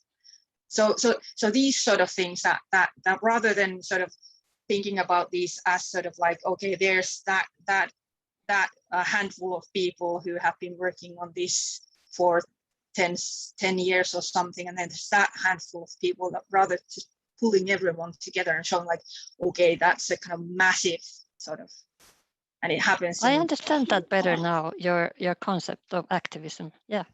And the possibility it has with this broad like umbrella outlook. Yeah. Wow. Because there's when you read some of the literature, it's not everything is the same. Like Pekka took a really sort of nice one, but there's different kinds of definitions of activism that actually close some forms of action outside of it, and that's not something that we want to do. At the same time, we acknowledge that as with other movements, other activist groups, there usually is a core group of people who also have burnout because they are trying to do everything. But to sort of draw together all these sort of separate strands and discussions, that's what we are trying to do. Pekka, do you want to add something? No, I think you summarized quite well. I personally think that in terms of the critiquing the norm and broadening the horizon and making visible different ways of being, it is quite difficult to analyze from this general perspective of politics, that you have some kind of enactment, cause and an effect, where you can like streamline, okay, if we do this we end up here. But if it's hard to put like value and define the concrete outcomes of such an artistic practices. For example, critiquing the practices that you mentioned, that like people in different healthcare service sectors or different officials don't often understand those ways of being and what kind of norms relate to those.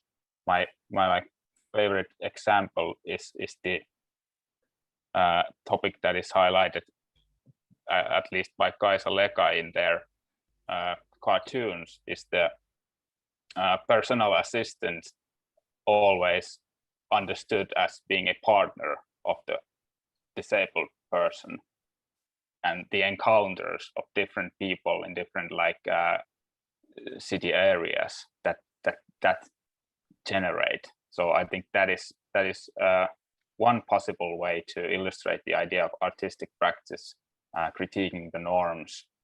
But it's of course much more difficult to say, okay, what is the outcome of this cartoon or illustration?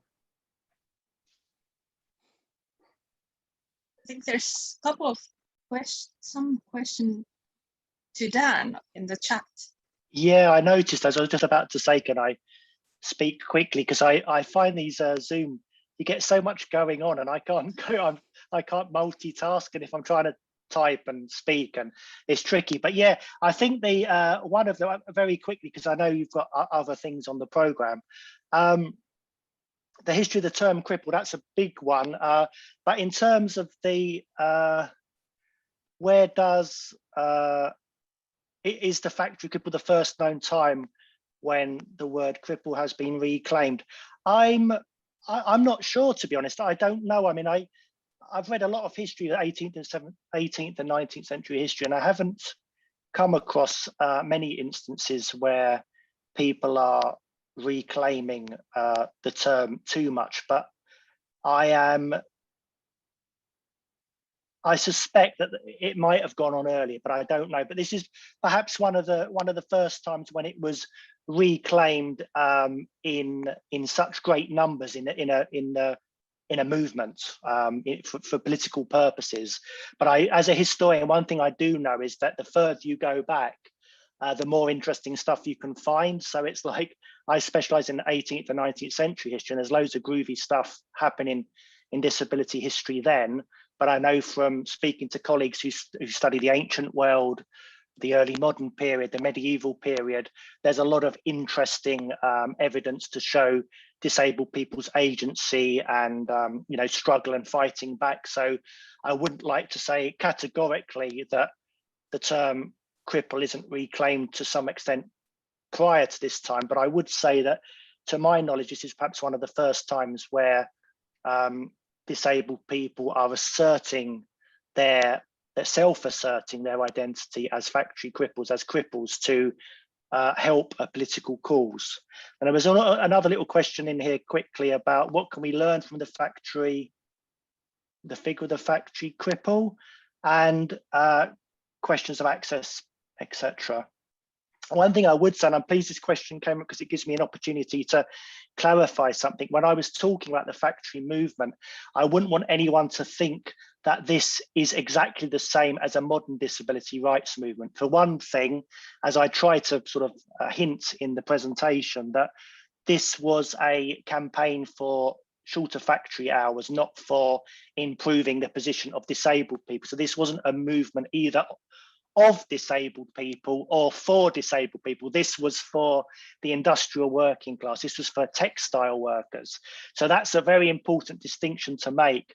And with that in mind, I would say the thing we probably can learn from the factory cripple is that disability organisations, disability campaigns, if they don't include disabled people and they're not of disabled people, they're not going to go anywhere, because the kind of postscript to my talk is that despite all this kind of, Robert Blinko and William Dodd saying life sucks, these non-disabled people treat us really badly, nothing really changes. So they don't kind of win the good fight yet. That comes later, and that's perhaps when subsequent generations of disabled people take up the challenge.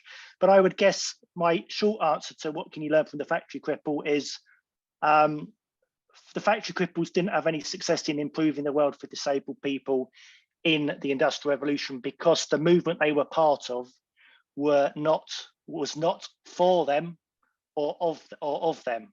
In order for disability for things to improve in any aspect of life, it's really important that you hear from disabled people and that movements include disabled people and are organised by disabled people rather than disabled people are kind of brought on board to serve a purpose for a campaign that's primarily involving or of interest to non-disabled people. So I think that would be my, in a nutshell, answer. Thank you for the questions.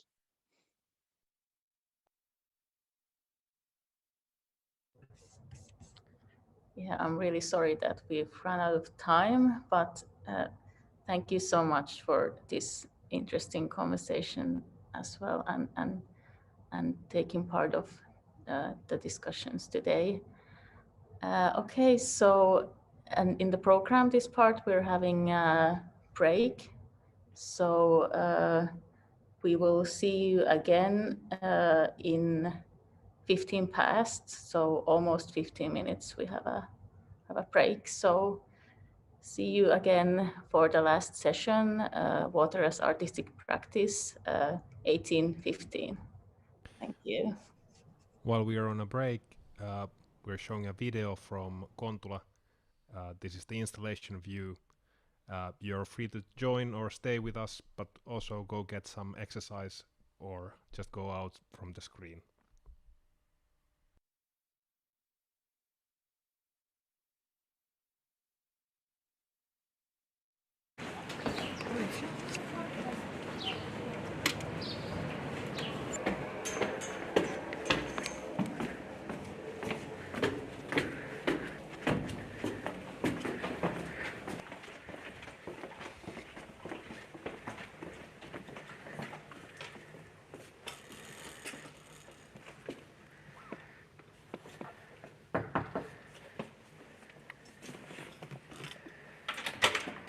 Surprise! Boy.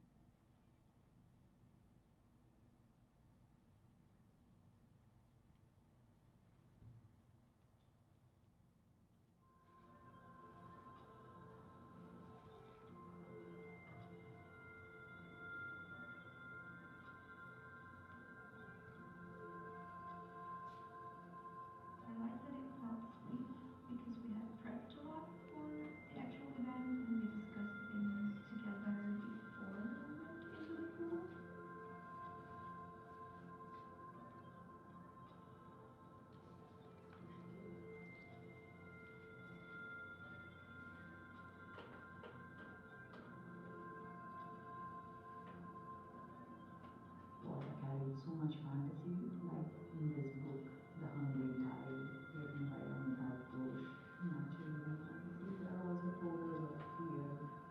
So during this tale, I embody that which is at once fantastic and frightening.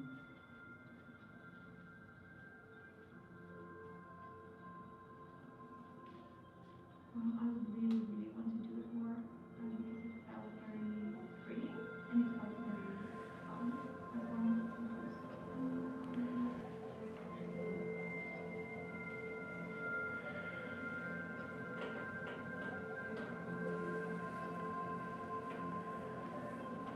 Water carries so much fantasy, like in this book, The Hungry Tide, written by Amitav Ghosh. Naturally, fantasies are also photos of fear. So during this tale, I embody that which is at once fantastic and frightening.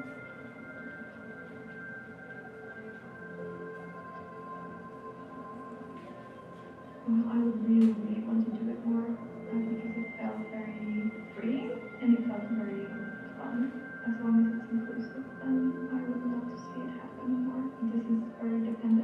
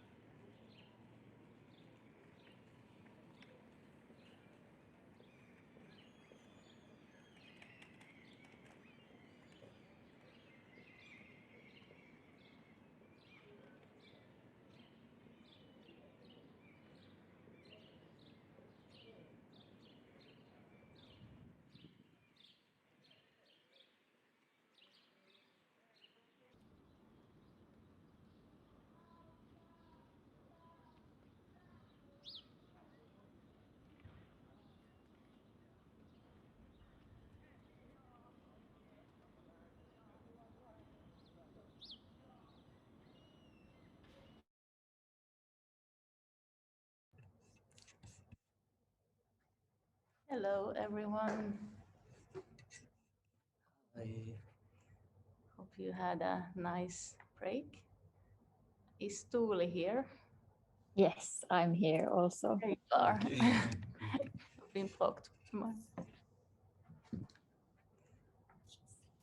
Okay, so let's get started. So this is the last session titled Water as Artistic Practice, and I have here Rag Elnyg with me. Can you show your tail? Yeah, I can. Yes. Wow, amazing. And we have Tuuli Malla here as well. And so I'll just read a bit about you. So Rag Elnyg, from a bachelor in languages to one and a master in art in 5 countries and 2 continents, I saw things many ways. A French woman's perspective in Mexico, a transgender man's one back in France, a Finnish performer in Riga, a male cheetah dancer in Tallinn, and violin jammer in Leipzig, among others. I feel a poet is someone who produces things anything made to be. And Tuuli Malla is a founding member of Water Bodies, collective of artists, writers, researchers, and performers, established 2017 in Whitstable, working towards adapting to life on an inundated planet. Tuuli's current artistic research project, Fluid Bodies, deals with water, empathy, and imaginary journeys across an ocean in collaboration with Alexandra Littaker. And I kind of wanted to invite both of you to do this talk on water and mermaiding and merfolk and how that kind of relates to your practices. Because I remember seeing you both performing and kind of having these kind of similar elements to do with water, but then you both kind of, I think, have very kind of different approaches to this topic. So I invited here you, so I would hope you could kind of share more about your practice, and maybe we can then have a conversation together about these issues and different approaches to water and art, and see what we can come up with. But thank you so much for joining me. Thanks. And here it's nice to have some physical company as well here in Museum of Impossible Forms. So if you could start by just saying a bit more about yourself and maybe your artistic, or what is your kind of artistic practice? Who wants to start? Well, I can start. Yeah, thanks for having me. And I guess in relation to my water art practice, it's also coming from this idea of working with places. So a lot of my performances and installations are really starting from a place of approaching a location that I feel drawn to, and then trying to kind of listen and tune into what is coming out of it, what is inspiring me. So when I work with water, I also try to then like locate which water am I working with. Am I by the Baltic Sea, or am I in a river? Am I in the shower? So I try to always like work with a specific body of water. But then there's also been a few occasions, like at the Museum of Impossible Forms, where the water element was more brought into the space. But I definitely prefer working directly on site. Like in the first talk, there was also this mention of like how wonderful it is to go into the sea. And that's kind of the primary love I have for water is the sea, both like personally and artistically. Thank you. Thanks. And for me, it's a bit weird because thinking about it now, I'm about to graduate, like having a master of sculpture, but I'm not doing so much sculpture. I do installations, but most of my practice nowadays is more music and dance or performance, or most of it is not related to plastic arts. And the water or mer person question, I feel that I always, since I'm a teenager, I was drawn to be a mer person for some reason, but then I always had this idea that the tail was extremely expensive, so I never really went forward with it. But I used to have two sorts of dreams. One was that I could fly, and the other I could breathe underwater. And then when Marianne asked me if I could participate to this Merperson documentary, I was really sad because I was stuck in France to try to get hormone treatment. So I couldn't be here, and I got so disappointed that I decided to buy the cheapest tail I could, and then I started on my own. And since then I have been doing one video, and I'm working on a second about my merman character, and it's kind of very funny. I'm all the time trying to tell a bit absurd and sad or happy or whatever topic story through this character and any environment I can include there. Thank you so much. And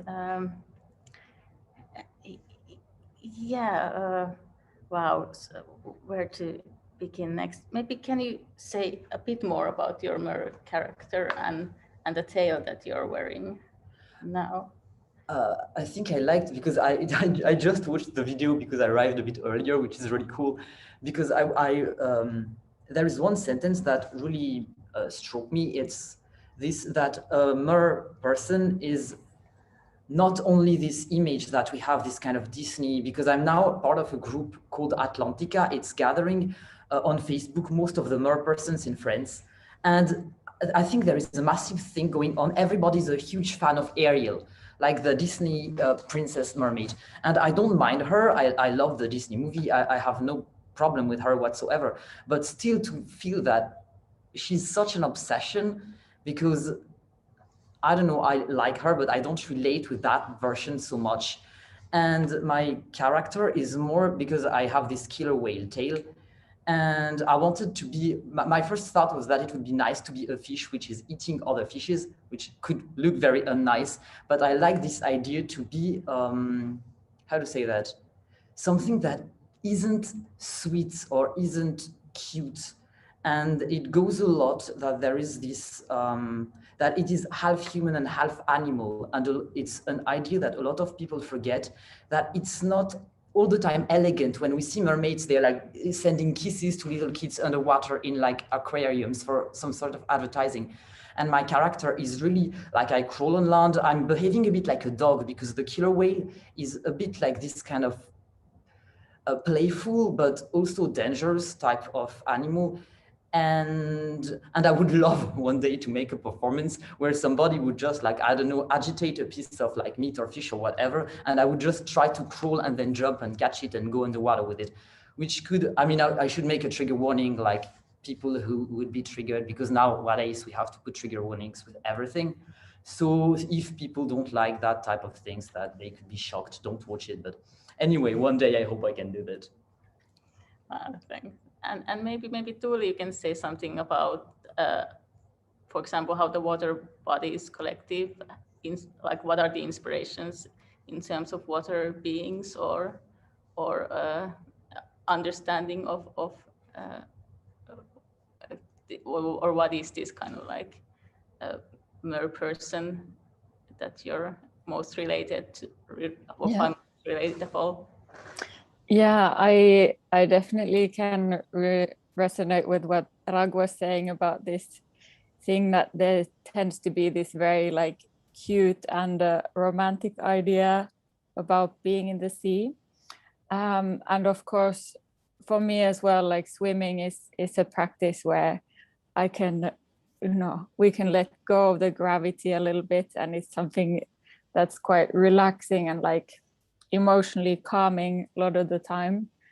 But then with this water bodies project, we've been working with the idea of the sea levels are rising because of the glaciers are melting and the planet is changing.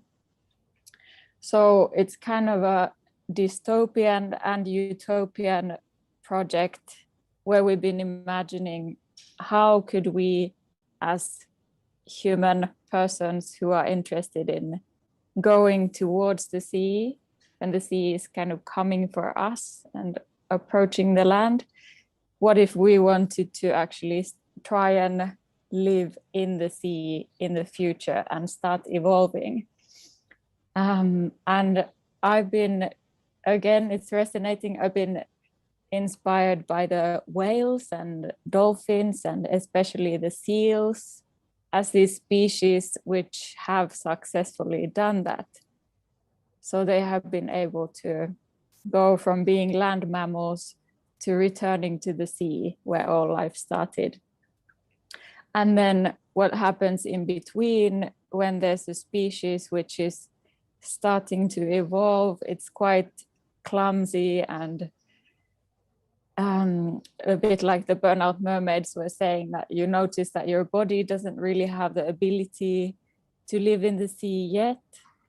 And then you also start looking at the conditions in the sea, like what kind of algae is there, or what kind of species are living in the seas that are becoming increasingly hot. So we've been like looking at the ecology of the sea from this the perspective of going to live with those species that are there. And it's not always so cute. And is there this type of like also political aspect that kind of one of the purpose of that of what you're doing is that kind of through art you're also raising this awareness to these rising sea levels and also well-being of sea of the kind of sea creatures and the well-being of the oceans?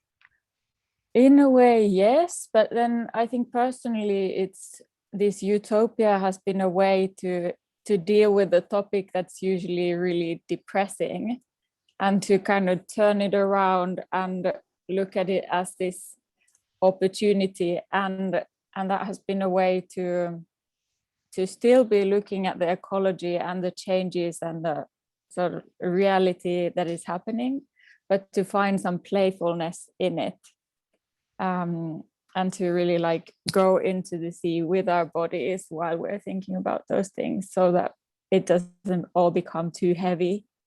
That's been really helpful. Yeah, it's just like a good work, makes like approaching the issues itself a bit easier, or it sounds like it. And how about Rag? Do you find that in what your kind of mer character is also, that there's also something kind of political in terms of societal issues, or? That's a very good question. Actually, I don't know exactly. It's not as straightforward as the project would be environmental or something like that.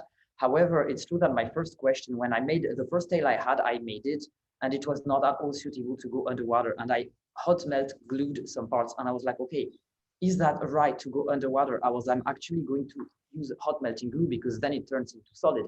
If I use wood glue, then it makes this kind of, it looks like it's a bit gluey, and I don't want what I do to harm in a way that isn't right. I feel like that an animal who's eating another animal, it's not, or right and wrong, I don't like those notions, but fair and unfair, they're also bothering me. But when I talk about nature, they're bothering me less.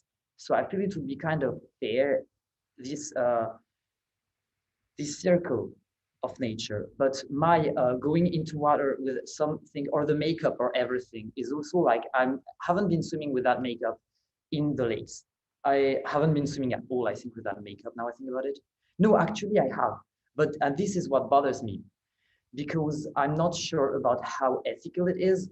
And my next step would really be to try to find some, how to say that, more environmental friendly types of makeup. I don't know, also because I watch a lot of mermaids or merman or Merpersons videos, and they always talk about that, because then generally they have some, really they talk about, they use mermaiding as a way to raise awareness for the protection of the seas. And they always say, okay, my makeup is like eco-friendly, but I'm wondering to what extent. And I would like to use charcoal, because I think it would be quite easy to do those marks, those black markings with charcoal. But then I haven't really been doing it seriously yet. Yeah, yeah, that's a good point, and also that that I think it's true that in a way that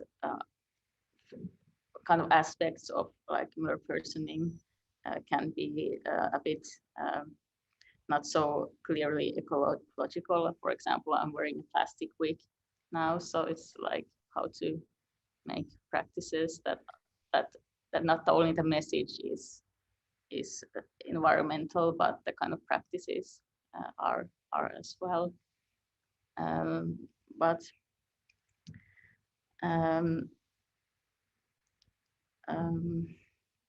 then, like, have you thought about more, maybe more in general terms of also not only environmental issues, but also these kind of issues of accessibility in terms of water, and kind of water maybe as an equal right somehow, and or kind of any issues around that? Well, yeah, one thing that I have been noticing recently, or thinking about recently, is how it is quite a privilege to be making work about something so global like the sea level rising, and how, you know, my relationship to water in everyday life is very straightforward. Like, I get clean water from the tap, and these kind of things. But at the moment, there's, for example, in Finland, there's a lot of mining projects that are possibly going through quite soon, and a lot of concern for watery ecosystems and for people's groundwater. Even here, where it seems like clean drinking water is so is kind of self-evident. So it, yeah, I have been thinking about it, how like my relation to water is coming from this place of privilege. Yeah. Maybe you can continue, Rag. Yeah, and for me, I feel it's more linked to within my art practice. I go a lot around this idea of horizontality that I feel, or animatism. I'm not sure about the exact accurate translation, but for me, animatism is with animism would be people thinking that animals and plants have a soul. Animatism, there is one tribe, I think in Siberia, they're the Dolgans, and they think that everything has a soul. So they're putting some lichen in front of the hole of the gun for the soul of the gun not to warn the soul of the deer that the deer is going to get hunted, but still they are hunting deers. So I feel now there is something that bothers me with a lot of these safe spaces, ecological concerns. They're like that we are thinking, for example, I do eat meat, and I am against the meat industry, and I don't live peacefully with the fact I eat meat. I try to be vegetarian, and it didn't work out. However, I'm trying to find some ways, and I'm also thinking, well, now I got lost because it's really a topic that every time I talk about that, I have like 10 people that are jumping on my throat. So, for example, I have a lot of friends who are really vegetarian or vegan, and if you eat meat, they hate you just because you eat meat. But then I feel everybody is having those paradoxical areas, and because now they're one person that would be like, okay, I'm better than you because I don't eat meat, but they would buy a lot of plastic-made clothes in supermarkets when, for example, another person would only buy clothes in flea markets. And I feel we always forget nowadays, when we think about something, to put it in the wider picture. That's why for me, with water and with basically everything, I would like us to have back this kind of horizontality. And a long, long time ago, it was okay to hunt, but because it was not this kind of jerk asshole hobby, it was really a need, and it was done in the respect. It was done a different way.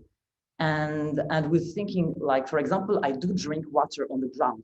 And so many people, they look at me, they're like, oh, it's so dirty, aren't you sick? Or I found a dead bird and I ate it in a kind of video performance. And everybody was like, oh, but didn't you get sick? And the title of that video was Against the Meat Industry, round one, because one way to eat meat without feeding the meat industry would be to eat roadkills or dead things. And then I feel it's also a way to kind of repay, because as a human, I have been contributing to make this planet disgusting.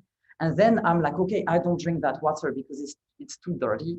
So I don't know, I think that I'm trying to find ways through my art to deal with that very wrong thing I sense inside, that I'm a human and I am contributing to all the bad I see around, whether I like it or not. Yeah, and I find it really interesting. I guess we both have this thing about being human and how humans are having an impact on the planet. And of course, not all humans equally, but some groups more than others.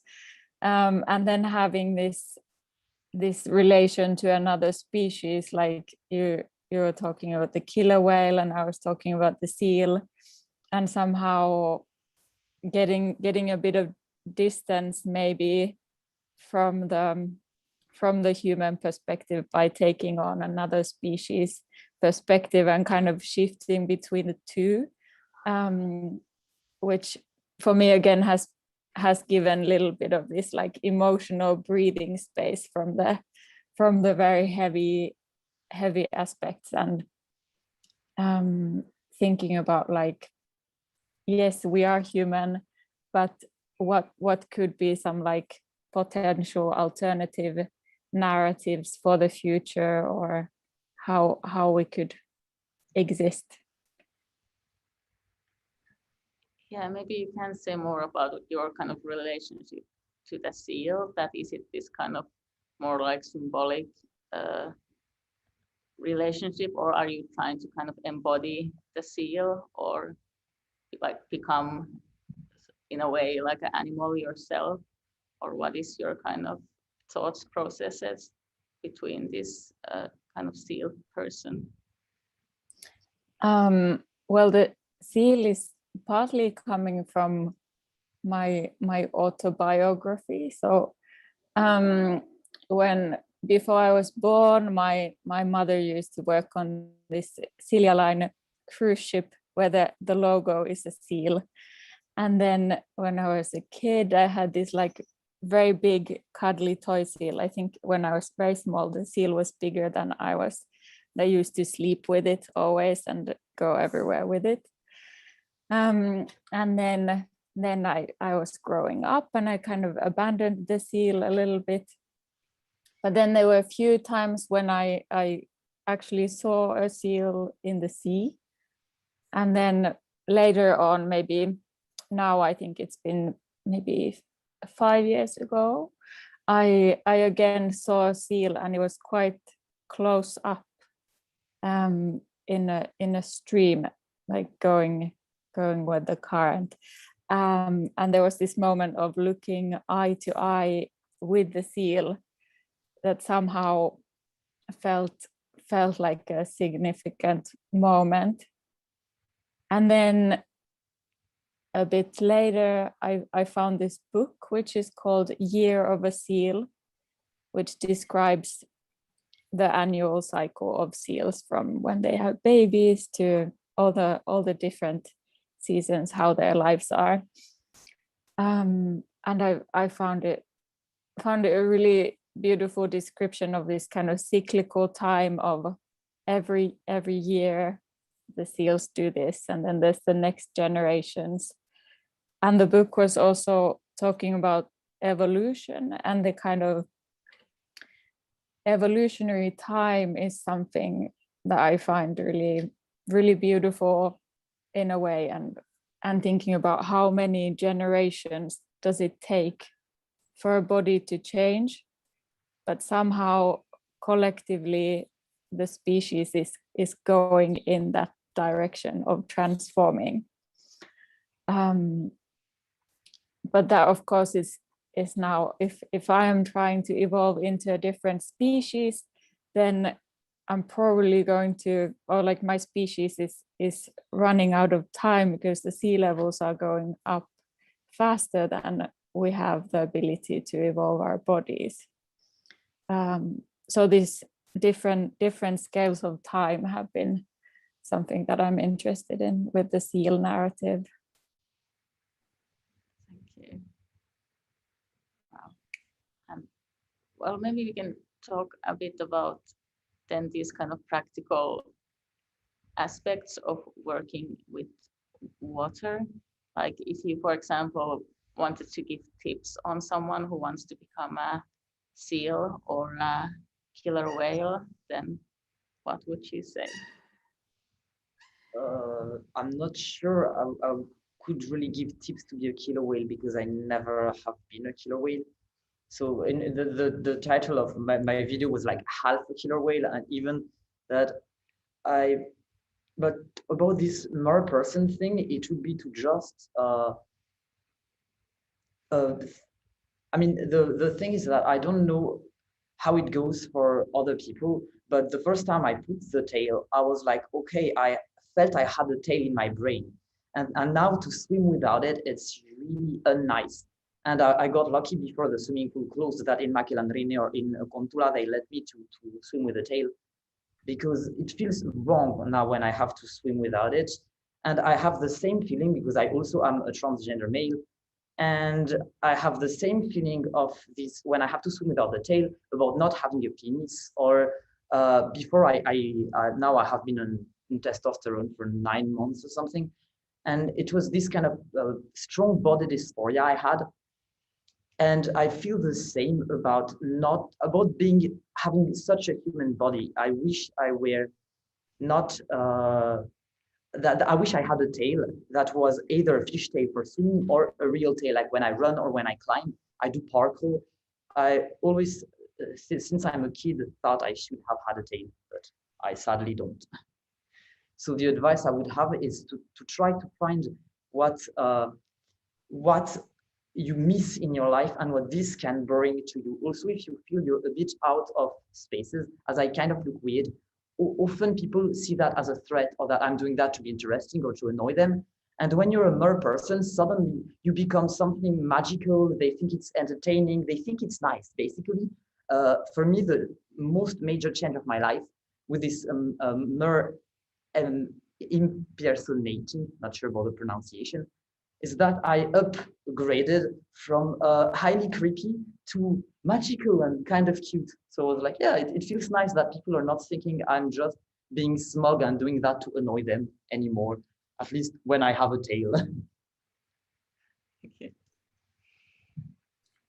Yeah, I guess whoever has their sort of animal alter ego can find their own way of approaching it.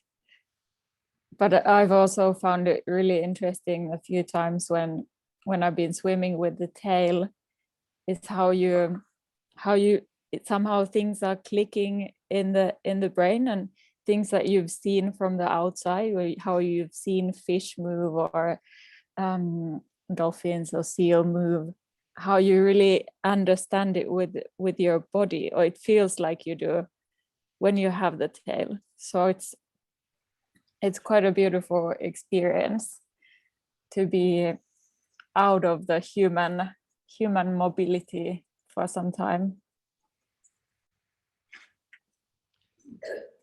Maybe I would just add that anyone can try it out, because this tail, I also had my mom who's past 50 and my aunt who's about the same age, and my cousin, and they all tried it out, and it was really funny to see them and to take pictures and to record them. So, and they did really great. Like at first, my mom, she was like, "It's never going to work out," but it did. So I think that anyone can make it work out, regardless to your age, to your body type, to your relationship with water, or that sort of things. Yeah, I would also agree that I've always been very self-conscious about the fact that I don't know how to swim very well, but I somehow find that I'm not that self-conscious with the tail, because you are so restricted. It seems like there is no way to like be perfect in it. So it kind of takes for me some of the pressure away of trying to like kind of perform swimming in a way. But it's funny that you say you felt restricted, because for me it feels the other way around. Yeah. Like I feel restricted now when I have to swim with the legs. And from the first time it was because we can go way faster, because there is this monofin. So it's, I don't know, it's a funny feeling that it is restricted, like when we have to walk or to do some move. But I feel also in another way, it's like really a freedom to.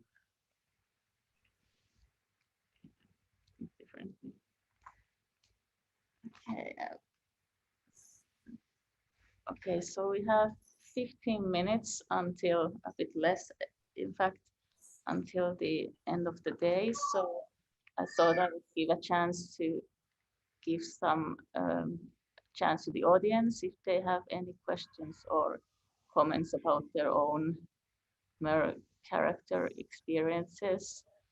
And if not, then also if you have some questions for each other or something you'd like to share, then that would be one.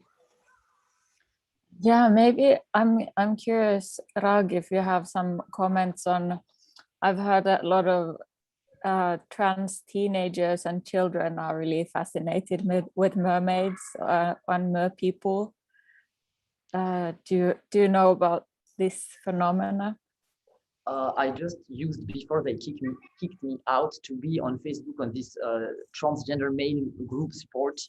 And there was one guy who wrote, "Oh, is that for everyone, that this stereotype that trans women like mermaids and trans men like werewolves?" And because he was like, he felt like that.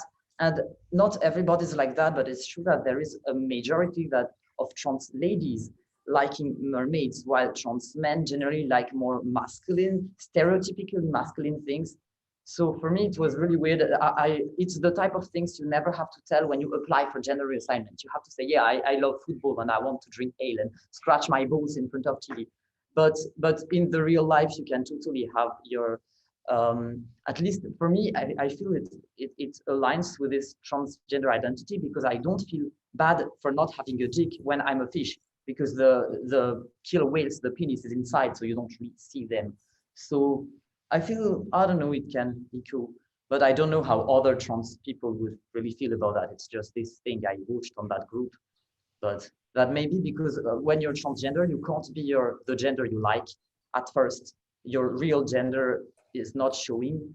So you have to find some fantasy, some ideals. So maybe that's why we are more driven towards this fantasy world where we can really be ourselves than people who wouldn't be trans and who wouldn't have to ask those questions to themselves that early in the process, maybe, at least. Not sure I answered though. Yeah, that was a really good answer. Thank you. Thanks. It's weird, that's been like policed as well. It's like, yeah, within different concepts. Is there a comment, or am I seeing?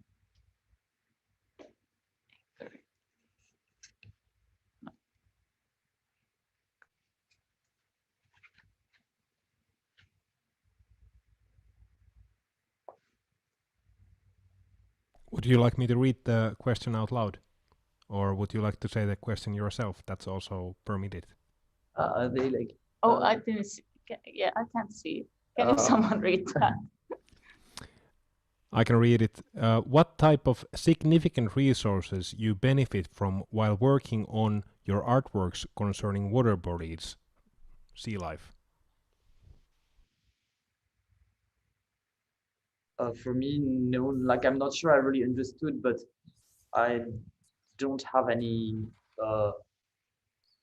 I would love to work to help to how to say to help the environmental problematics, but I never had a chance as an artist out of doing my videos and out of trying to transmit how I feel. It didn't happen to me. I don't know about you people. Yeah, maybe the person who's asking the question could clarify what kind of resources do you mean? I have been talking about in the sense that, for example, it can be, for example, any literature, or I don't know, sometimes I end up listening Björk and her Oceania album, for example, while I have been focusing on this type of content to get inspired from. So I've been thinking that sort of things in the means for resources, like, you know, for resources for inspiration. Sorry, I got it completely wrong. So yeah, in fact, yes, now for the next video I'm working on a violin cover of this My Jolly Sailor Bold, which is really this kind of basic mermaid kind of song. And I feel it's funny to make one also as a man, because it would technically be gay. And I was thinking, I'm heterosexual, but I was thinking it would be interesting to impersonate a gay merman trying to attract sailors. And so I got also a lot of, because I play the violin and I have also this mer character who sings and plays and do other stuff. So yeah, I take a lot of inspiration from some songs and music and all these shanty and pirates and that kind of universe. Cool question. Yeah. Yeah, I think my main resources has been like colleagues and other artists and like aquatic scientists who I've been encountering on the way and somehow like experiencing things together, swimming with people. And this water bodies thing that we did was, we had a really fantastic, like a 4-day camp where we were trying to evolve together. And especially obviously now with this COVID time, I really miss this face-to-face and, you know, being together in the sea and by the water and sharing inspiration with other people. That's been fantastic.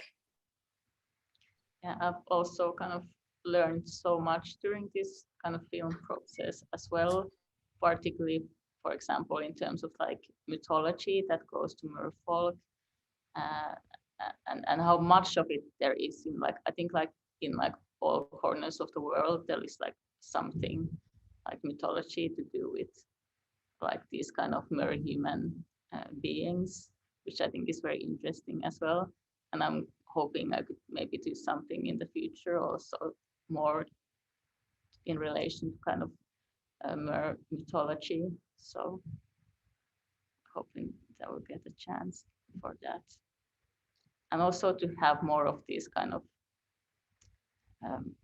I'm hoping to have some kind of like a queer mer swimming group in as well. But yeah, once the pools open and something. That would be cool. Yeah. Yeah, because they're like, we can't go there with makeup, but they are quite chill with the presence of people with a tail, of mer people inside the hole. Well, I just went to 2 swimming holes in Helsinki before they closed, but at first, as my Finnish is really bad, it was hard to have myself understood, but then it was quite fine, the fact I would be there with a tail. There is just this spa area where you can't go with a tail, but all the rest you can. So I think it's really, it's good to know that it's really possible, because before being into this, that's one thing that I would like to share actually, that those tails, really cheap tail, it's on the website, I bought it.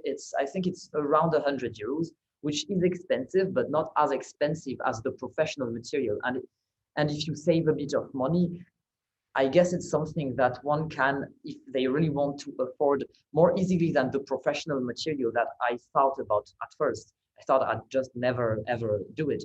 And then it's also quite easy to go alone in the swimming holes, or even now they're closed. They can't close the lakes this summer. So I was thinking that there is still a way to live that.